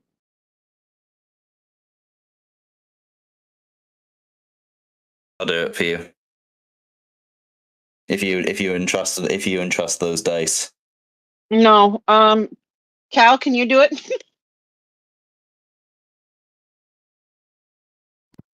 5d4? 5d4. Sorry, Daniel. I don't trust your dice. They roll like shit. I've rolled 2 nat 20s this session. Her point stands. Actually, Mom, maybe you should have had Daniel roll it because I rolled you an 8. Mom does have advantage.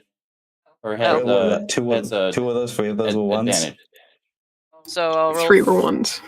5 more. Or has inspo, I should say, if necessary. Mom, are you okay with me burning your inspo?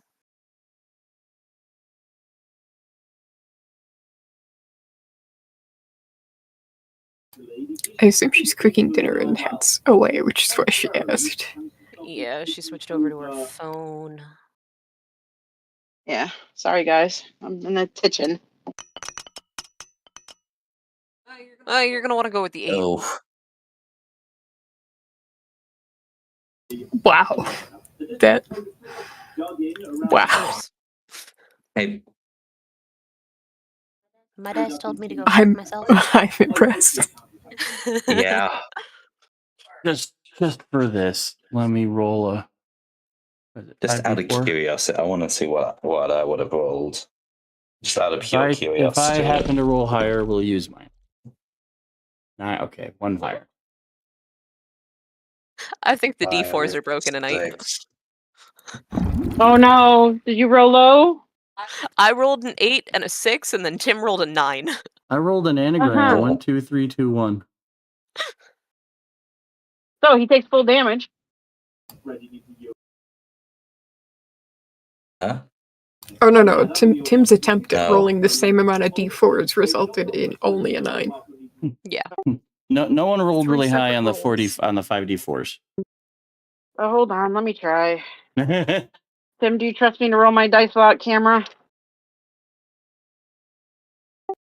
Yeah. 2, 3, 1, 3, and 1 more. 4. Woo! 13. Okay. 13. Wait, 13. Oh, I miscounted number die.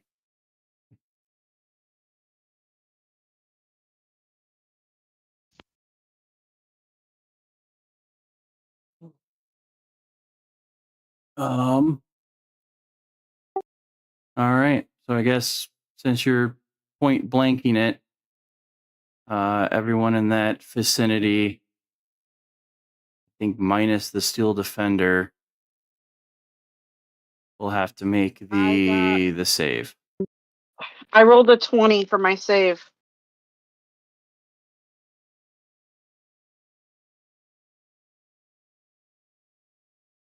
So I think with my pluses, it's like a 23 or something.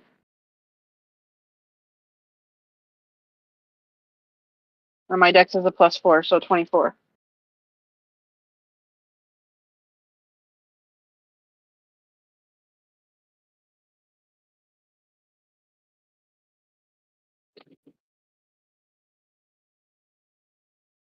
Save takes half.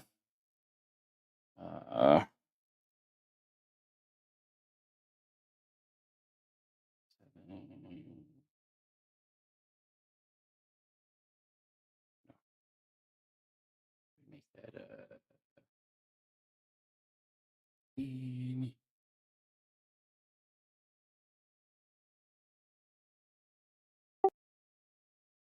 And Perma, if you're listening, Kairoth will take the full 13 damage. Okay. Sorry, Kyra.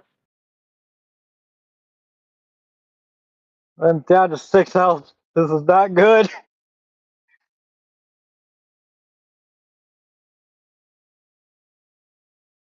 With force damage, does that blow him away from me? Unfortunately, it will not. Damn it.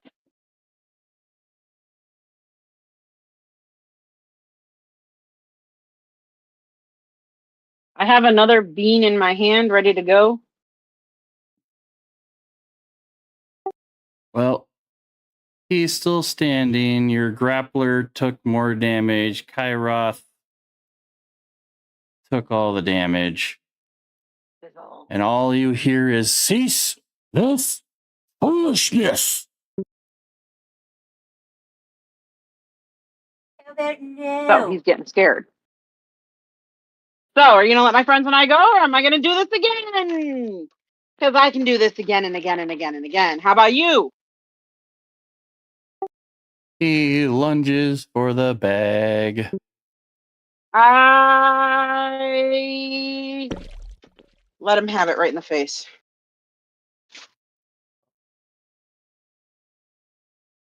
Actually, yeah, I let him have it right in the face. DM, that is a natural 20 from my little tiny dice. He catches a duck sword in the face. I believe the duck sword does, what is it? A short sword is what? D8? I think it's D6s. D6s? I'm bringing up your page to double check. 1d6 plus 5 for you. 1d6 plus 5. And for the second attack for the 20, the nat 20 was a 19. So he'll take max damage, 11 points of damage from the first swing. Do I hit again with that 19? 19 plus what? 5? But you also have to roll for the nat 20. You have to roll the second time, don't you? I did. I rolled a 19. You didn't get a 19. Oh, gotcha. I thought you meant as a second attack. My bad. So that 1d6 plus 5 turns into 3d6 plus 5. Okay, so that'll be on 4. That'll be a 5 plus the 6 I already rolled, or an additional to the one I already rolled. No,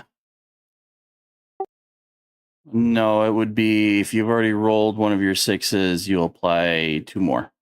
So you got a 4 Okay. So and a 5 on top of whatever you rolled. A 4 and a 5. 11.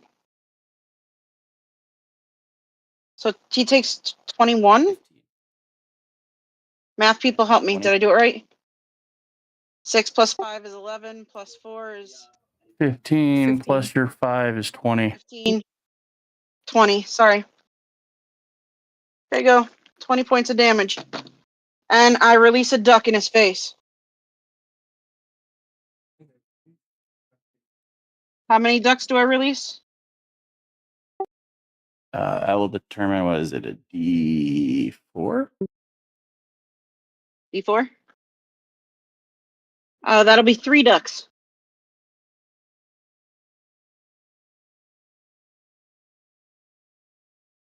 I am rolling little tiny dice on top of my stove.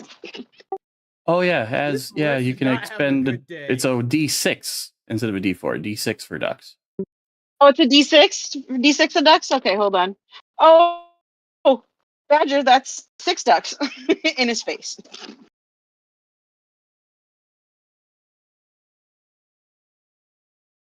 So, duck you.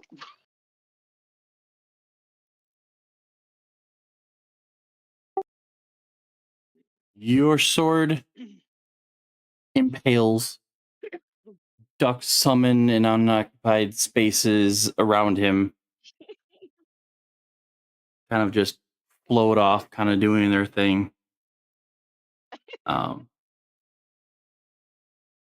Even though you see the blade pierce him, there is no blood.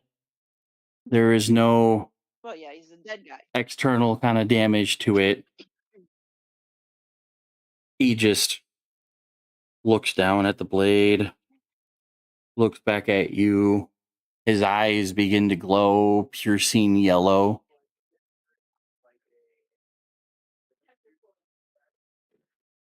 And because you are already grappled, he takes a full step forward, lunging both arms in an attempt to grab the bag out of your grasp, or both bags out of your grasp.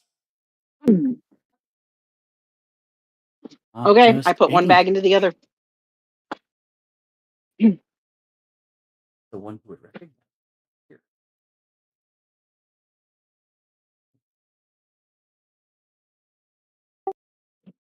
And another thing you'll notice, whether Brandy cares or not, is that as he steps forward, you can see that there's a very particular V marking emblazoned on his chest. A what marking? V. The letter V. V. Religion? Vendetta. Hey, I rolled a 20. Holy shit. The little dice are rocking tonight. Look. I see. I'm glad This my brain wasn't particular the one that V went there, you have Husky. seen emblazoned on a couple of other items that your party holds.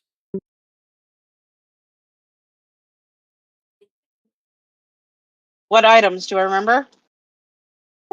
Medallion and a ring. So the medallion that might be around my neck?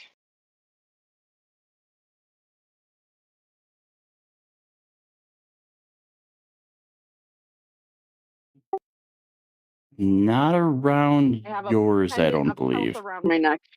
Okay. Do I know where it is? You believe it's on your Oh, wait, cleric. is it that coin?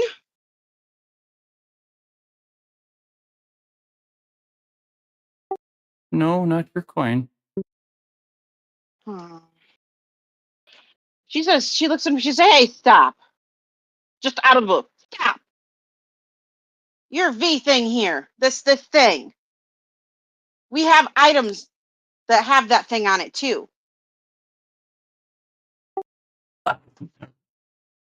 Why do you think I didn't want to kill you yet? Well then, let me explain something to you, sir. I'm not kidding when I say I'll stuff this bag into the other one. I'd rather die than be a servant. Then do it. So seriously. Or surrender. Then do it? Brandy goes, okay. She puts the bag in.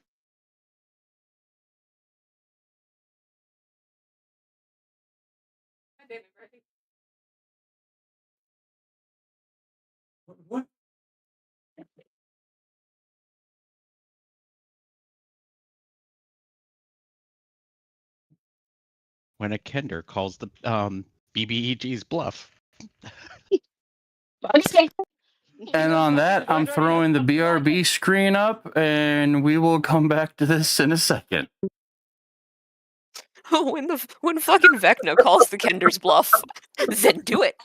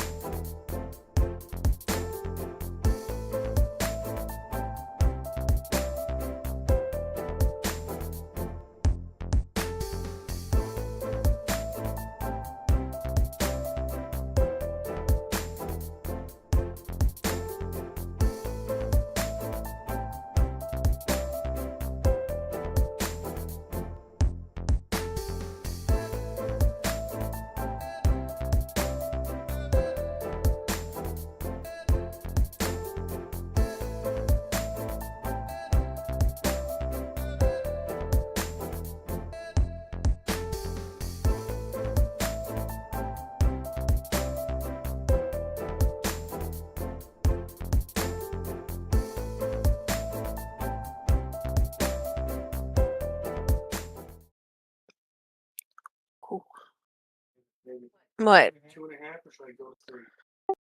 Oh, we're back.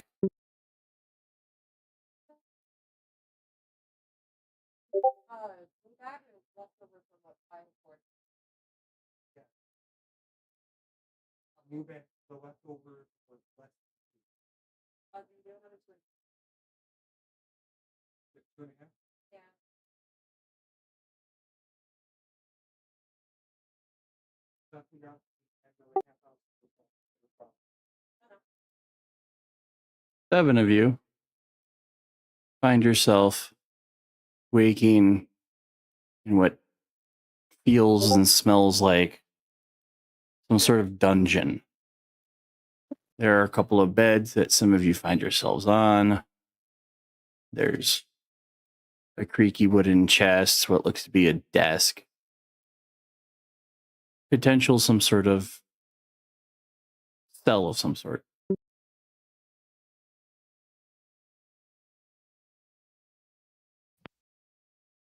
I quickly reassemble myself and hope nobody saw. Because you had some of the better constitution checks, yeah, you managed to get up right before everybody else comes to, and you managed to reassemble yourself without being seen. What's the door, if there's a door, looking like? Looks metallic. Maybe some sort of iron or steel of some sort. Like, is it just like a solid wooden, like solid steel door? Is it got like holes in it? This is solid. Like a prison cage. Okay.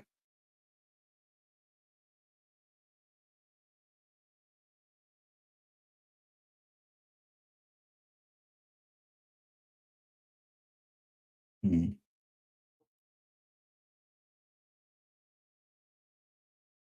Well, how long have we? Would we have been knocked out long enough to get in some kind of rest, like a short rest or long rest? I don't know how. I don't know how long it's been.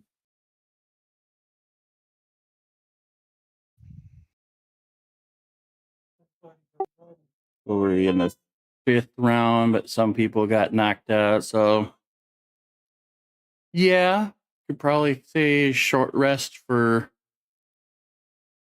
probably everyone except Spot. Okay. Kind of figured that one. I went in wide awake. A short rest? Yeah. Because of the fact that of my Elven heritage, I don't need full 8 hours. I mean, it's definitely not going to be a 4-hour respite, so it's still consider a short rest.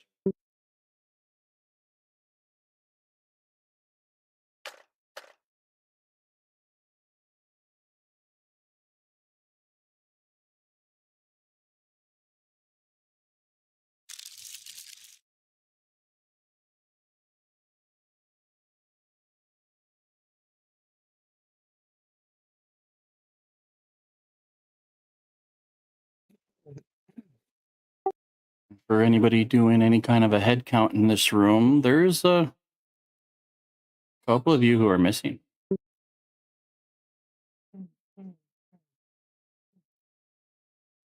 Have we Wow. been unconscious long enough for Viv to have been knocked out of rage?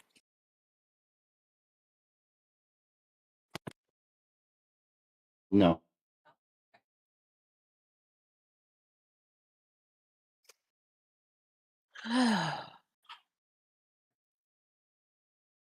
Because, I mean, you did lose consciousness. I don't know if unconsciousness automatically drops rage. Amazon.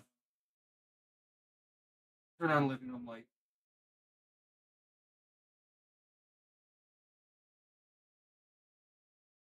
Oh no, you don't like books.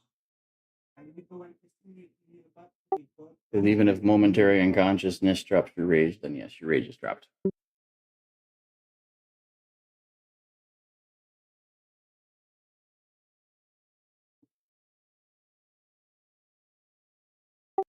And for the majority of you, you have this weird taste in your mouth.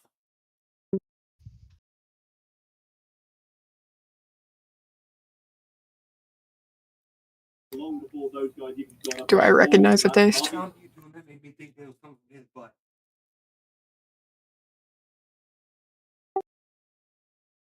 I will say you recognize that you all were majoritarily knocked out through some sort of like knockout agent. There are certain herbs and mushrooms that, if mixed correctly, can cause unconsciousness really quickly. Wasn't magical. It wasn't alchemical, more alchemical, more natural.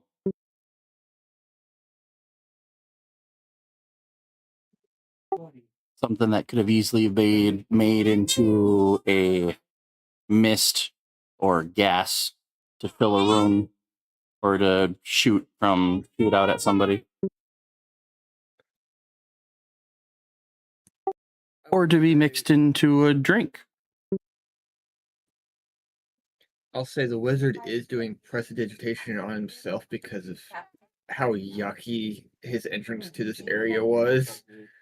So even though he might be actually clean, he's still doing prestidigitation because he just feels disgusting. Normal Yellowstone.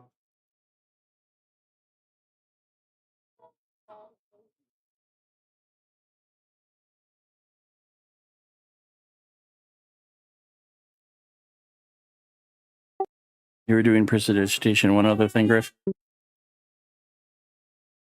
Just prestidigitation on myself.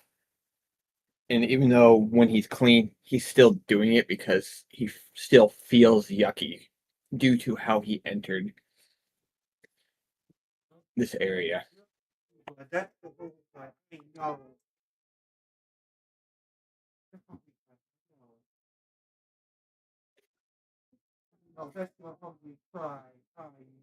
So Spot is rapidly repeating prestidigitation, almost like a trauma reaction. Just president.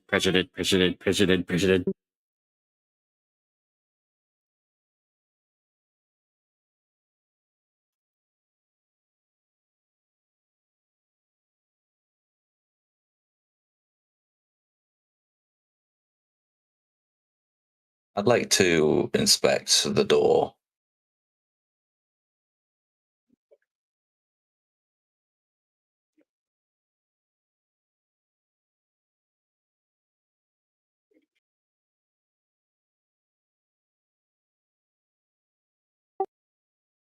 Solid metal door. There doesn't seem to be a keyhole. There doesn't seem to be an internal mechanism that you can reach through the barely any kind of cracks around the outer edges. You believe that there is a kind of like one of those rotating barrier locks that will push pins into 4 different directions into the ground to hold it. Oh, so it's not even held by hinges, it's just held by a pin, like pins. That is correct. Interesting. Okay. That's a weird fucking door. Alright, well, we might have to name this one. Okay. Is there anyone outside of our cell? Now that you can see, there's no apparatus that gives you like a window. There's no slits in the door. It's just a solid door, solid metal door. Even with any kind of shadows, can't really see if anybody's in the room next to you.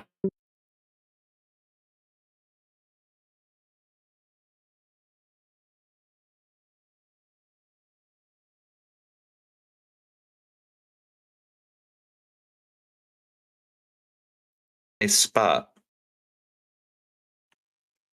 What? That fancy magic trick of yours that cleans you up, does it work in the opposite way? I can make things dirty, yes, but why? Tim, hypothetically, if you used it on a piece of iron, would it rust? Is the door locked? Steel. No, not the. I'm not talking about the door.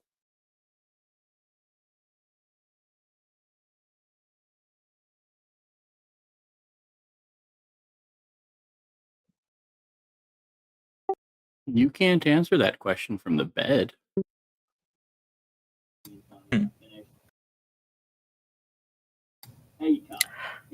No, I just asked the question. Oh, what? Like asking it to. I mean, I'll test the door. See if it's locked. I mean, he's gonna note how it seems like pins are the only thing holding this thing in. No hinges. You give it a push, and you hear this tink, tink, tink, tink coming from the bottom of the door. Stop pushing. God damn it.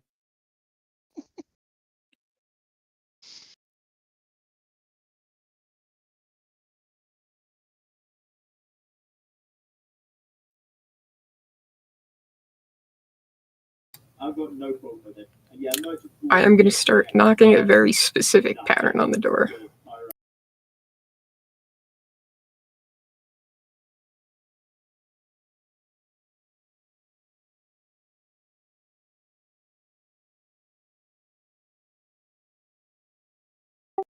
You have my attention. Knock that only certain people know. To see if who's watching outside is a puppet or not.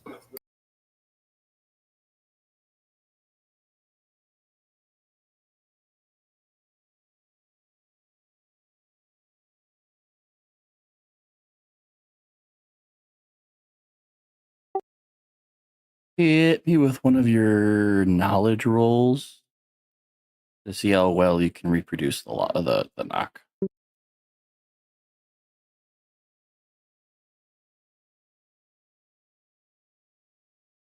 If I think you're trying to do what I think you're trying to do. Yes.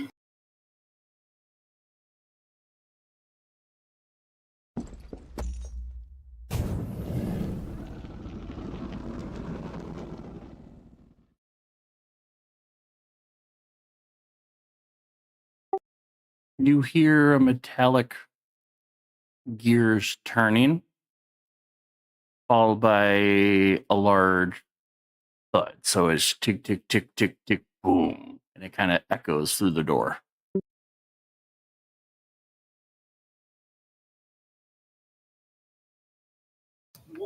Lovely. Try the door handle again. While I'm holding a finger up to everyone else, just be like, just wait. There's no necessarily a door handle on the inside, but you do kind of give it a push, and it swings open.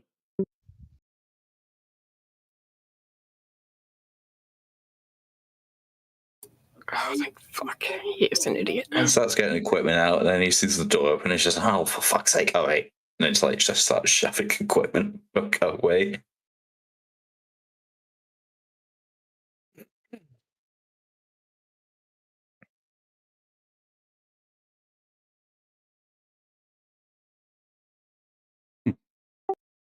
Yeah, for the rest of the group, you just see Andrano walk up to a metal door, knock on it in a very particular rhythm, and then the door just unlocks. And then she'll kind of turn back to everyone and just be like, need you to fucking trust me. And just stay behind a few feet.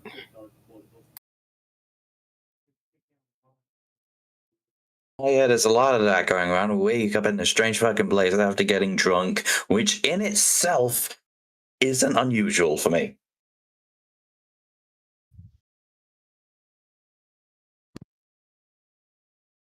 You say to trust you, I trust you. Let me know if you need me to hit things.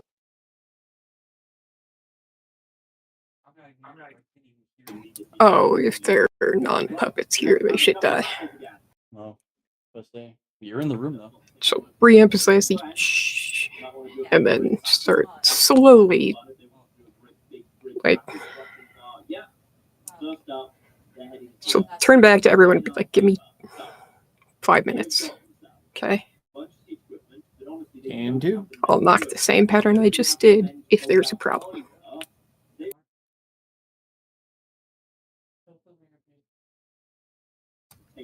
And she'll slowly open the door and then shut it behind her, but not shut it so it secures again. Shuts it in that, like, you can't tell if it's locked or unlocked.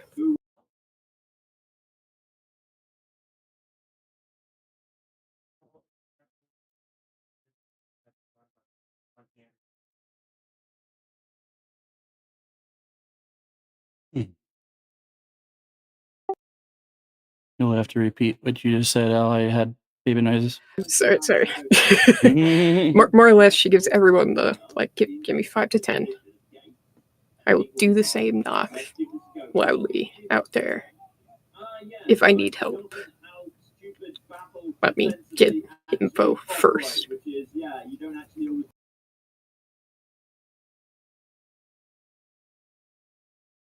gonna pass Zendrana one of the sending stones.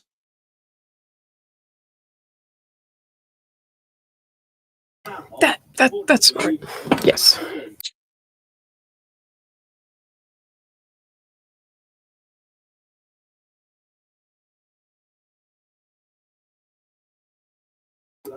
So before she steps out, Tim, she adjusts herself by taking off the robe and flipping it inside out to reveal it's reversible, and this is a slightly more like red wine color on the inside.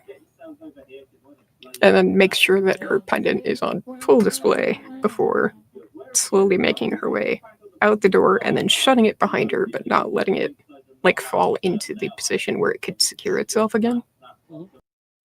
But shut enough that it would require someone coming all the way up to confirm it's actually secure.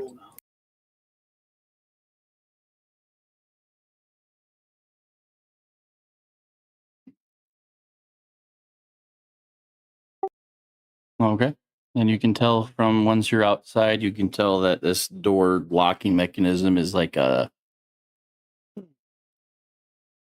giant wheel. It's like basically like a submarine lock where you gotta spin the outer door and it pushes a steel bar into different points on the edge of the door. So even like throwing your body into the door wouldn't cause it to unlock. Much, much, much stronger hinges. Cool. So.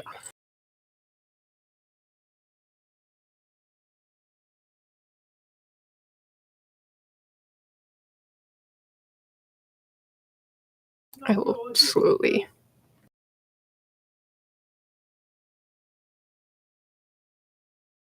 So, hood is still up, but pendant is out over the robe for once.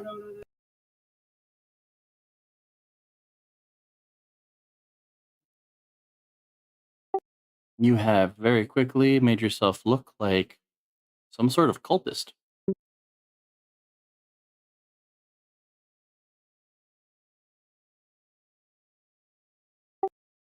The room that you're in is empty. There's a large table. Looks like someone had recently eaten here. There's nothing more than table scraps and maybe half a goblet of wine. A couple of chairs. There's some shelves on the northern wall. Mostly empty, save for a couple of dusty tomes. There's a door to the east that seems to be closed and or locked. A stairwell to the southeast that seems to go down. And immediately to your south, there seems to be a large staircase that goes up into the ceiling. It just kind of goes up to nothing. There's no opening or anything to indicate a way out.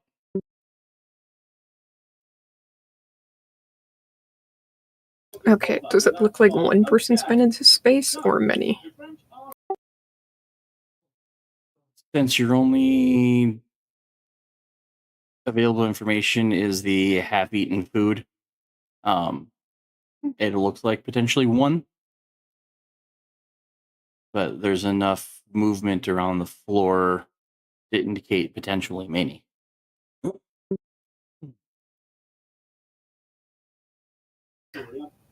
But you said there's unfinished food on the table. Is it set for one? Yes, it is set for one.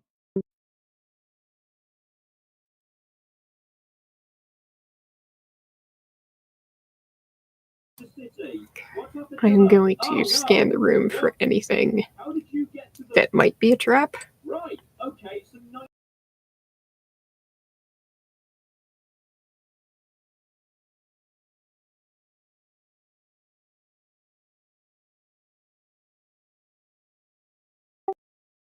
Investigation.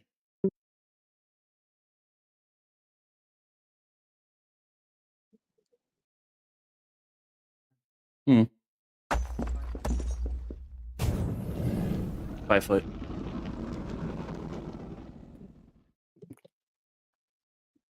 That's what luck.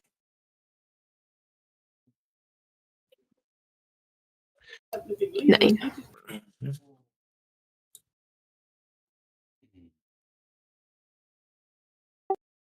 You don't actively see any, but if there were one, there would probably be one placed above the door directly in front of you, and there might be something near the top of the stairs that go down.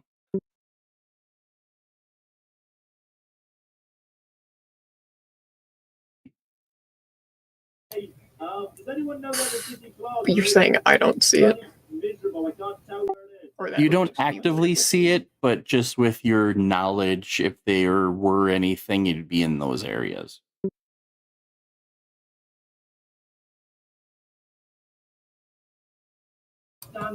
Gotcha. I think I'm okay with him figuring that one out. So I will step further in. I want to go check the door across the way.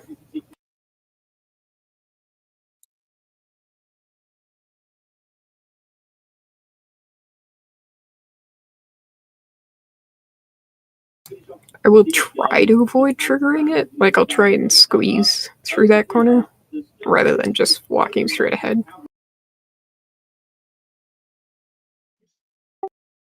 Kind of hugging the wall kind of deal. Yeah. Okay.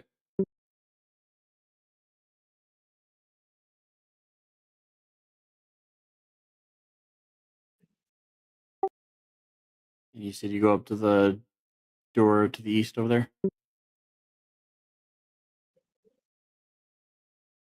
Yes.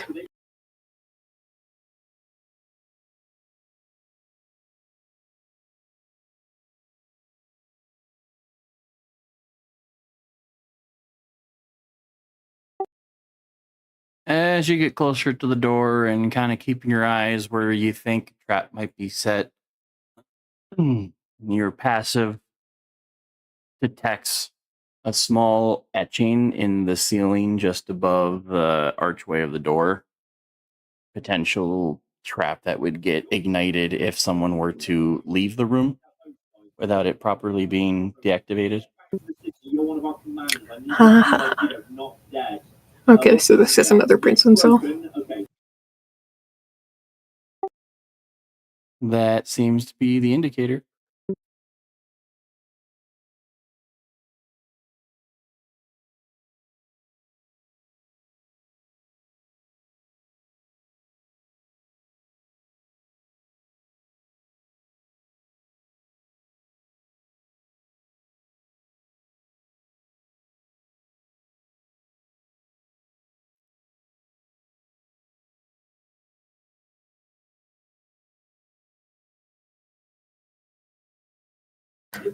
Okay. From here, can I tell if the door past it is activated or not? Or unlocked or not, I guess. You can see that the lock mechanism is spun closed. The pegs are fully pressed into holes on the walls around it. You don't hear anything from where you're standing, but based on the door being locked, you're pretty sure that the trap and the door is locked and activated. Cool.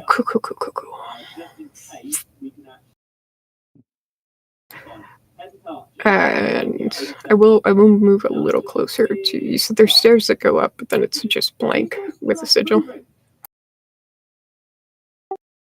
So the stairs over here are a large set of stairs that kind of go up into the ceiling. Like it looks like no one created a place for the stairs to exit. It just goes into wall. But then there is a small couple of steps just south of you that kind of goes into a slightly lower level, and that is where you think the top of the stair might be where another trap lays.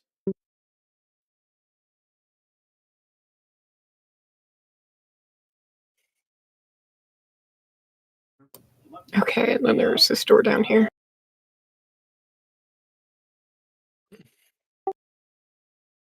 That's not necessarily a door, that's a smaller staircase that goes down to a lower section.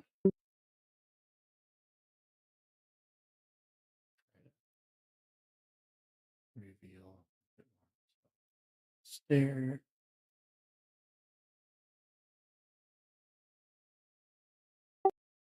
So from in your room, you're next to a door. Across south of your token is a small stair that kind of goes down into a different level. And then the large stair that you can see that goes up into nothing.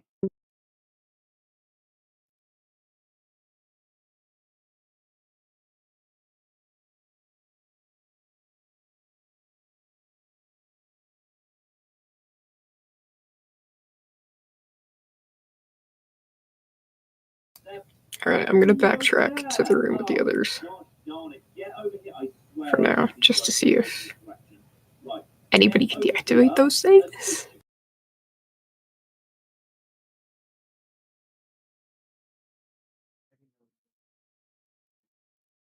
So she kind of like pushes the door open. Looks at the more competent magic-y type people. Like, anybody know how to turn off a magical trap? Or two?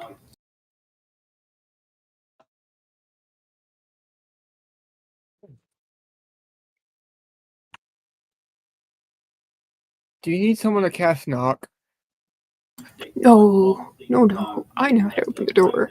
The problem is there's traps on the ceiling. And she's got the door pushed open enough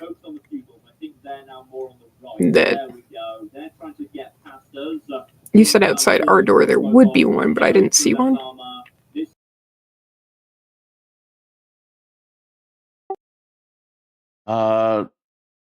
You do see one outside your door, but you can clearly tell that it's deactivated. Oh, right. As if someone didn't make it back to arm it before you guys arrived. I did also deactivate the door properly.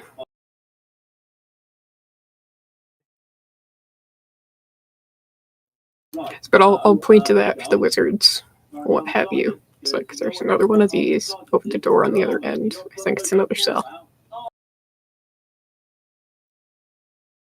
I just want to make sure there aren't any actual cultists in it before we head down.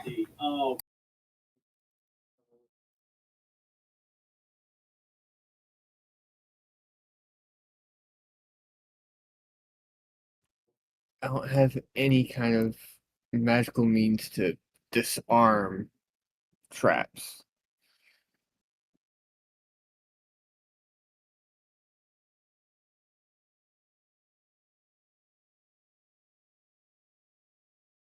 Looks at the bird. It's just like, what about you?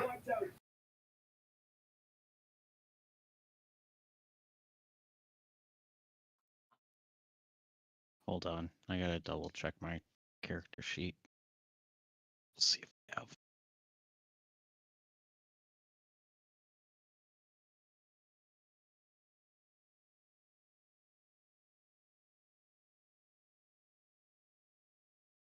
I need a set of thieves' tools, but I probably could disarm the trap.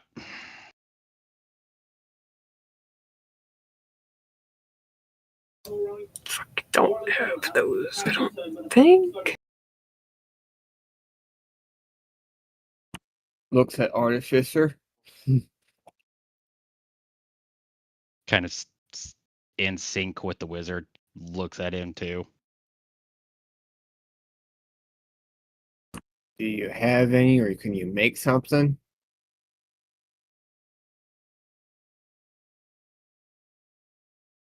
Daniel? Yo. Wizard is asking the Artificer, do you have thieves' tools, or could you like make something equivalent? Let me check. The Out of have character, thieves' do artificers tools. still have the right tools for the job, or whatever that feat is? Yeah, I'm just double checking it. What? Because I think they did change right tools for the job or whatever it was called, where you could make make tools. You basically just Yeah, just one second. I'm trying to find it. Tools of the trade. I think this is it. No, hang on. like that. You can create non-magical. Oh wait.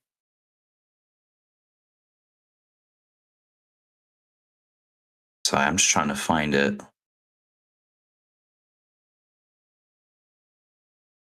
Tinker's, unless it's in Tinker's magic. No. It may not even where is be. it? It may not even. You may not have unlocked it because we're like what level No, 5. I've seen it before. I just get so. God, yeah, I've seen it before. I just can't fucking remember where it was. I'm looking at my players thing.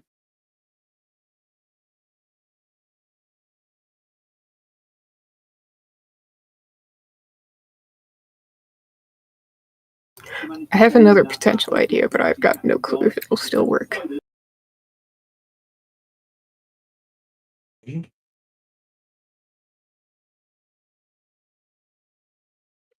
I just don't know how I haven't had a chance to pick up some thieves' tools. Got a store in our How long has it been since we talked to the man in the box? Probably only a day. Maybe 2.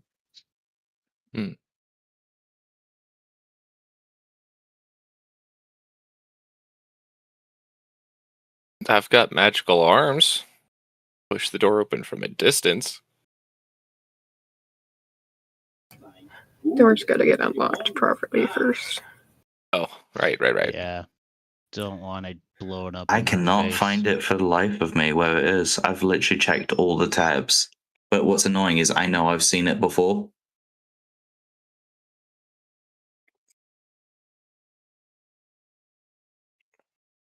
I think I know what you're talking about. It could be a thing they Yeah, shifted you in can the literally class or a higher level thing. you can literally create a set of tools that like disappear within a few hours. Yeah, I can't find it anywhere.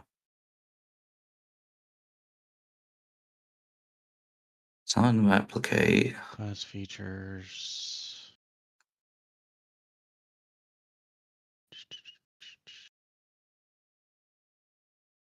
Oh. Hey, actually. Okay, well, it's not a base feature. Oh, You wait, have tools of the unless... trade. I think it's maybe something they got rid of in the new artifice, and I saw it when I was still using the old artificer before I switched over. Yeah. That must have been it. So the thing is, I know I'd seen it before. It must have just gotten nuked in the new artificer. Yeah, in that case, no. I have Tinkerer's tools, which you might be able to makeshift use those, but because it's more or less similar but not exact to Thieves' tools.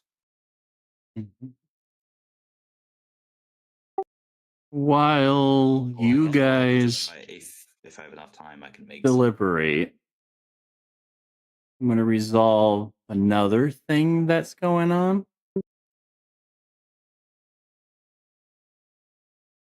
Okay. Oh yeah. Because somewhere else beyond you, a explosion took place. A bag of holding got shoved inside another bag of holding, and anything and everything within its radius blooped out of existence. Oh shit. How big's the radius? Okay, do we feel this? The radius is 10 feet. Shit. But instead of doing extramental cosmic damage,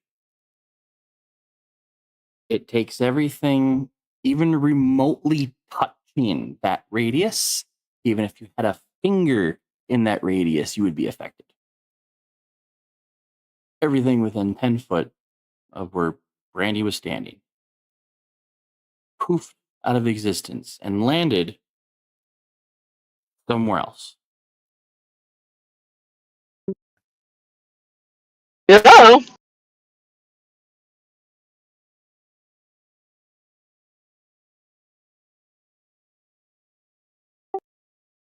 The two of you, Brandy and Kyroth, awake on warm stone ground.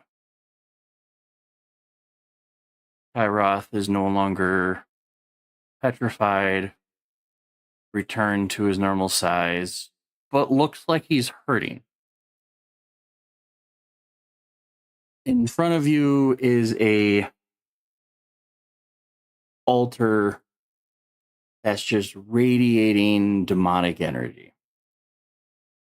What could have probably been a seated throne is just a sigil of energy. But for Kyroth, this energy is familiar.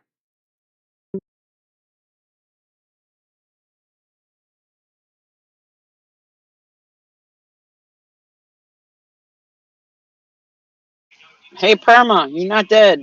Unmute yourself. Okay.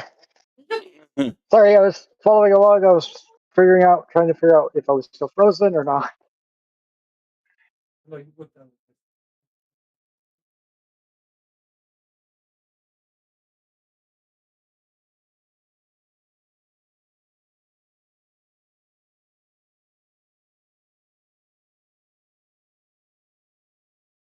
Not.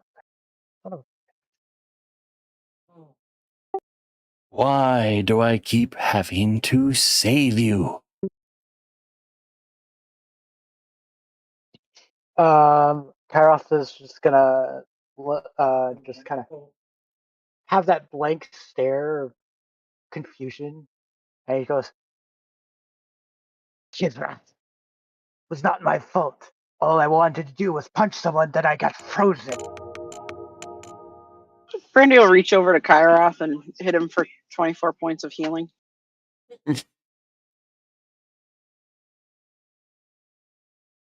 Four. Love it how you guys worded it as I'm going to hit him. for X amount of healing. Like they're supposed to take like a half a point of damage followed by healing. I was very clear. She reaches over and she whacks him in the arm.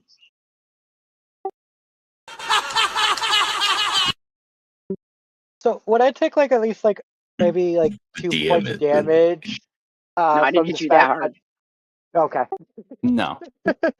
My character's It's already just the proven that wording. somebody can smack someone else and deal absolutely no damage.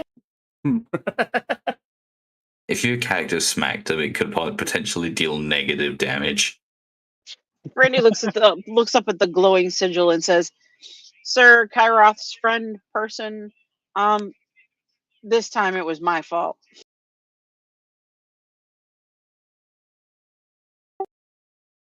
I am aware. I was there. The undead dude called my bluff. I'm sorry. This time I didn't really do anything. For once. For once, yeah. That sickly dead dude, as you call him, is one of the lords of the Shadowfell. The what? He's one of the lords of the Shadowfell. Can I make a history check to know if I ever heard about the History or religion? Okay, so the stinky dude is important, I guess. Too bad. A 12? I will let you have advantage on that roll because you are in your patron's domain. Okay. I'll roll again.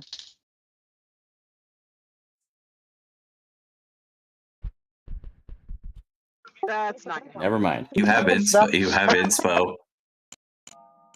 Oh, well, never mind. There you go. How about that? That works. I know some, but not much, apparently. That's okay.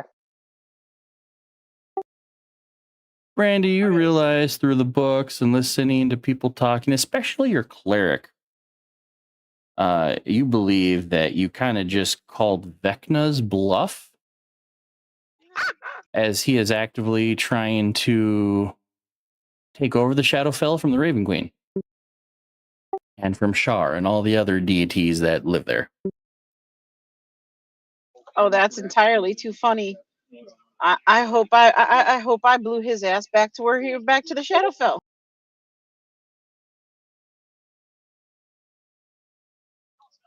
I hope I made his day a bad day.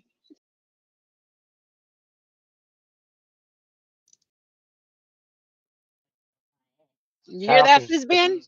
I gave somebody a bad day. Kyroth's just gonna look a bit confused. Could you quit calling his name? He's already annoying me. Brandy, roll a perception check.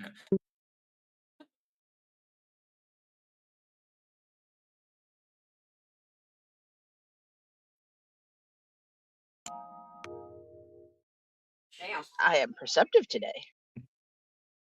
Oh. You see sitting on either side of this glowing sigil altar are 7 canaries.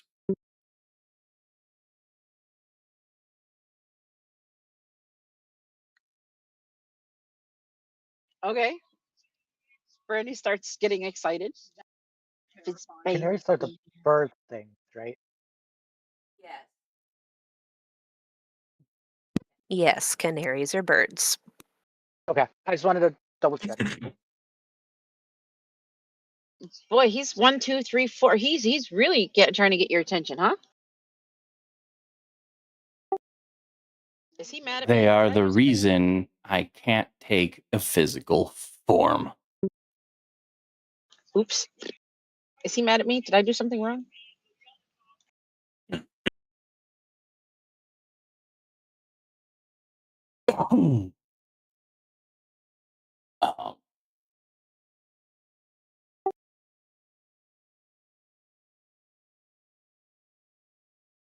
I don't know if you did anything wrong.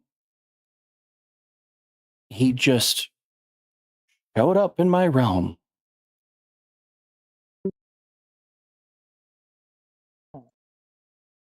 Probably because all the lovely gifts that I acquired, I blew them up. I'm assuming my character sheet has nothing left on it.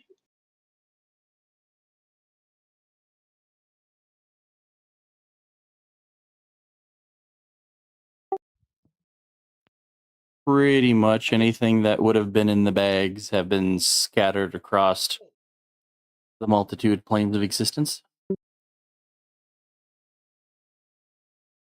Oh, look at that. I still have some things then.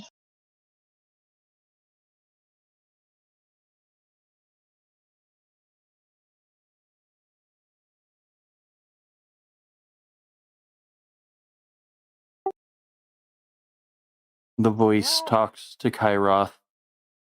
I got you out again of danger. And it would have been enough. And then you almost like an eye switches to Brandy, even though it's just a glowing sigil. You can kind of just tell that the next words are directed at you. And then he showed up and said I had to take you too.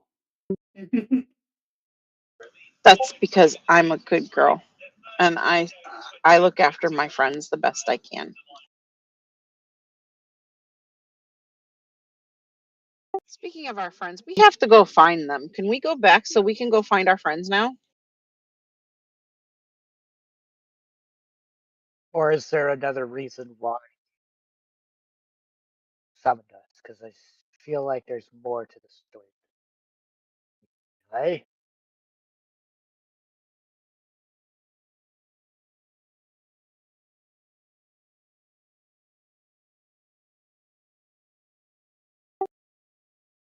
That is the I'm not problem. questioning it, but In the middle of a massive teleporting explosion that sucked 5 of you into the ether, I had to utilize a lot of my power to get you out. And I had to utilize more power to get you out. And then now, because he's hovering, I can't take physical form. There's just too much good in here. Hey. Well, thank you, Fizban, for having him get me too. But the salty man needs to take form and would like you to step back so he may take his form, please, and thank you. And I appreciate you and will never, ever let your name die.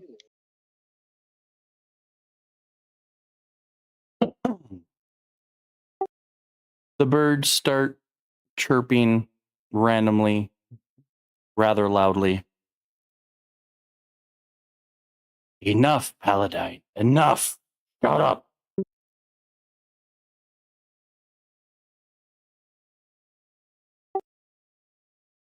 I am being told you need to choose 3.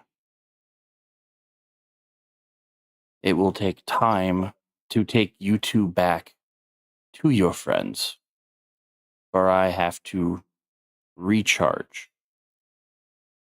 In the meantime, I can give them something to potentially aid.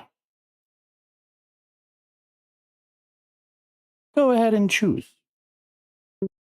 I want to insight that. Try to see what he means by 3.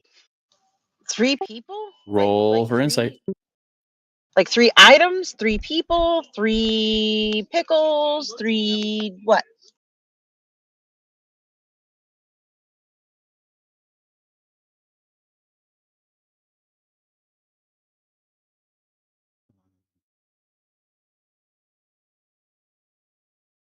Gifting 3 people? What are we doing here? Do I still have advantage?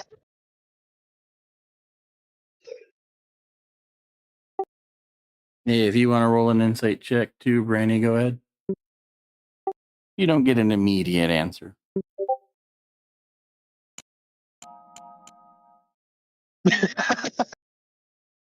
Another nat 20. Brandy knows everything. Brandy's got What the fuck? power. Damn. Holy cow. Mom, Mom, the what blessing voodoo of did you Fizban. pull off to be doing this many 20s tonight? I called Vecna's bluff. Fair. Yeah, I'm I should guessing let Brandy is the main character of this campaign.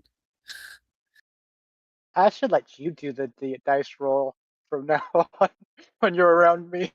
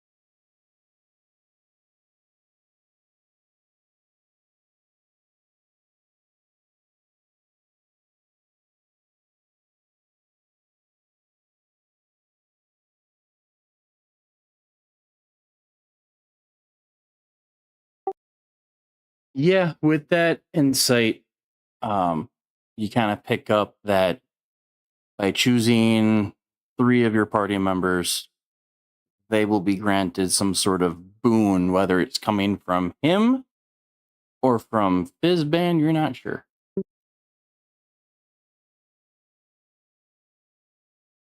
Brandy goes, ooh, Verdian, Delanora, and Kitty Boy.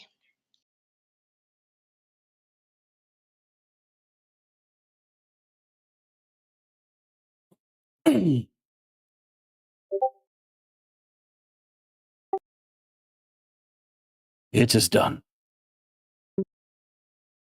Thank you, sir. Thank you too, Fizban. You're awesome.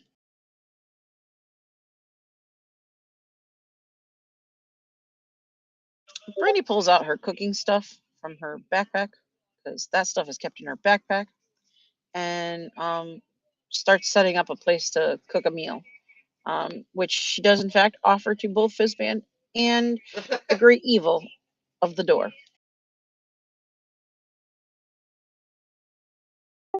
The birds chirp wildly. The door or sigil doesn't respond at this time. It's a good meal.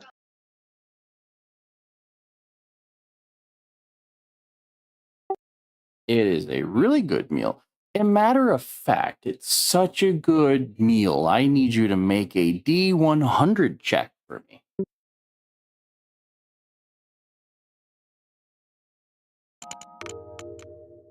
89, sir.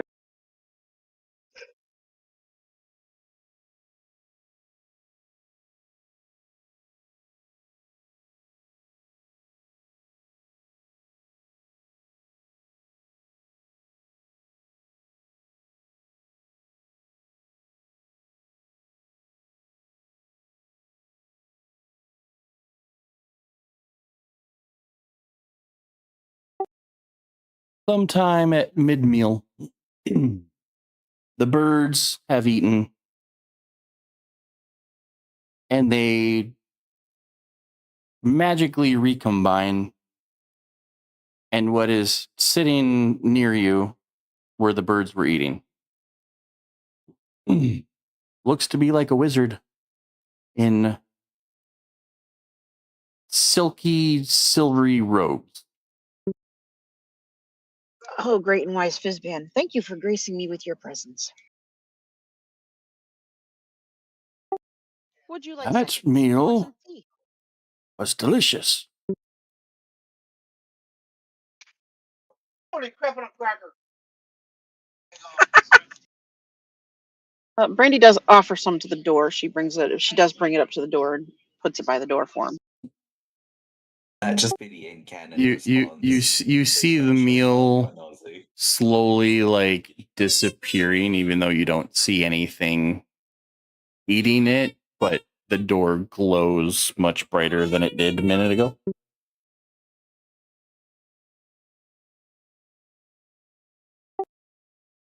One last boon before I go will benefit everyone near and far.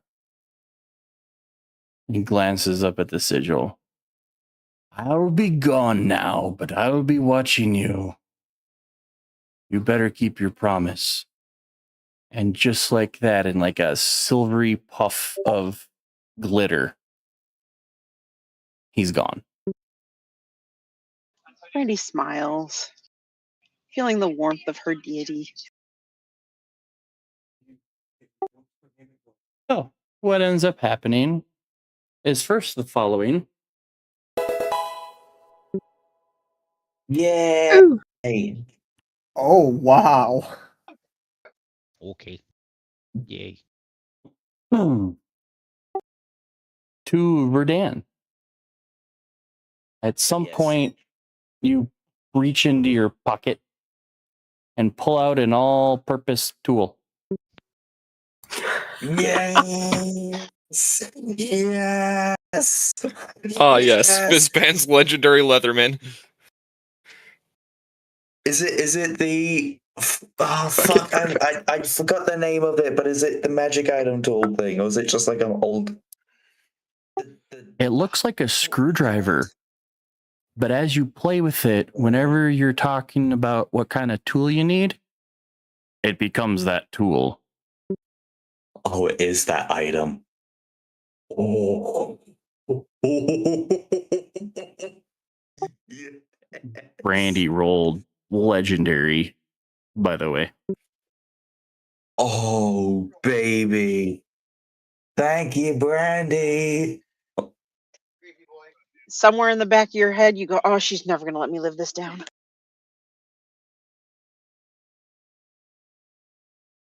I forgot what it was called, wasn't it? Like the tool of many things or something like that. I forget. It is quite literally called the all-purpose tool. Well, I was called the all-purpose tool. Oh, I can't find it. Is it a custom item? It shouldn't be, but I'll double check the name here in a bit. I think I know the item you're on about. I just completely forgot the name of it. No, Forget Ed's right. It just is all-purpose called tool. all-purpose tool. Yeah. Oh, It's just that's weird. I all-purpose can't. tool. Yep, all-purpose tool plus It's- one wondrous item. It's all hyphen Yeah. purpose. Yeah. That's why. It's like a lovely item for artificers. Oh, It it's also the can best act as your item spell. ever. Eleonora. Yeah, I can't Yes, say that. what? Weird. I'll sort that later. You're not sure exactly where it came from, but you have a cloak on you. I'm already wearing a cloak. This one's different. Like it changed. It's glowing, kinda. What do you got? What's your current cloak?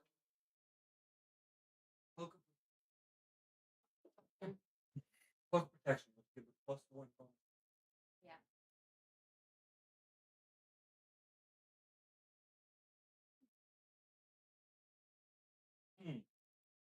Ugh.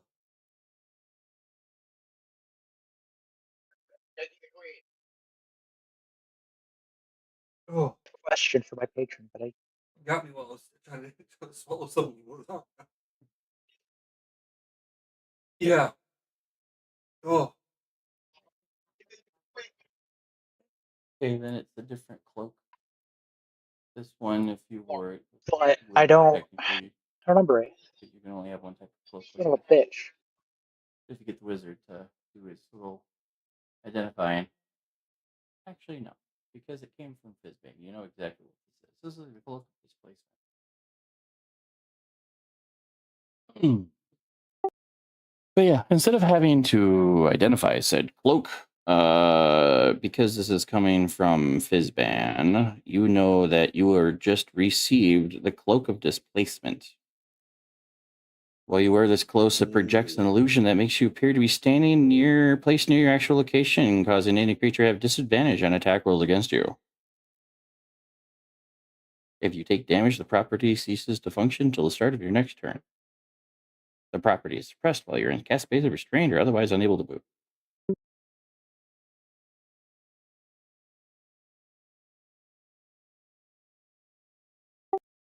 It is either yours because it does require attunement, or you can give it away, but it lands in your hands. We have a rogue. Oh. Honestly, I can go with any. It works very well for a sorcerer. So. I mean, yeah, at the moment, I guess an 18 for AC is good enough. Which means then you can use the other one to give it away.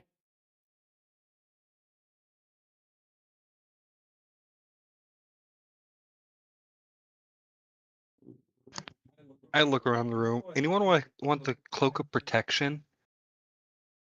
See. I mean, unless no one else wants it, but I'm at 14.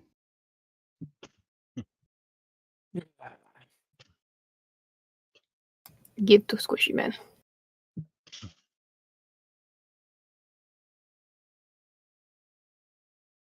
Yeah, it gives a +1 bonus to AC and saving throws while you wear it. Mm-hmm. I lose a +1 on my saves. Oh no. And I go from 19 to 18 AC. Oh no. Jeez Louise. None of that is with armor.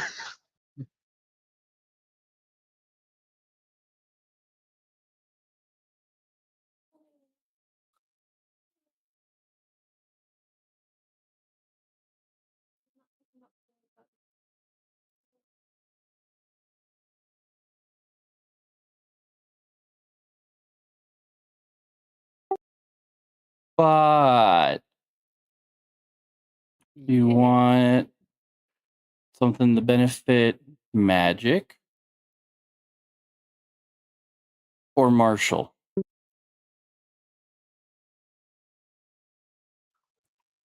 Magic.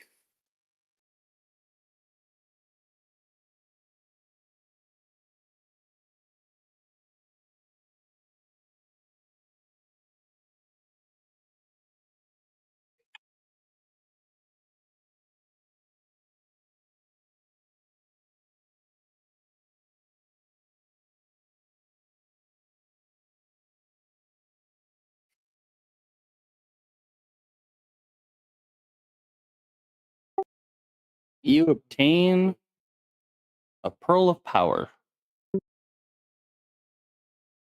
Oh, Kidoki. Nice. Once per day, you can regain a spell slot up to 3rd level. Pearls of Power are awesome. Yes. Essentially, for wizards, it's basically a gallon of gas. Yep. Oh no, you're out of spell slots? Boom, once per day, you get a spell slot back up to level.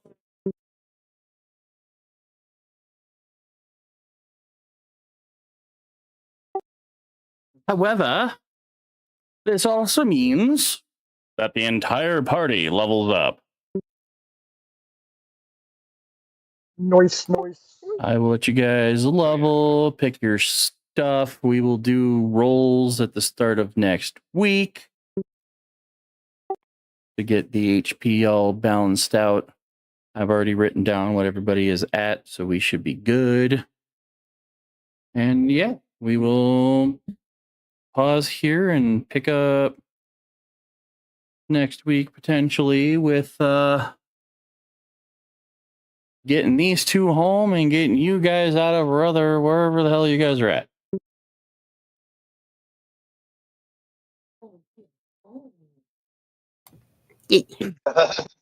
So we'll say goodbye to Kicking YouTube for now, and we'll see you guys next week potentially, because I haven't checked the calendar in a couple of days. Okay, bye. Bye. Bye. Peace. Bye.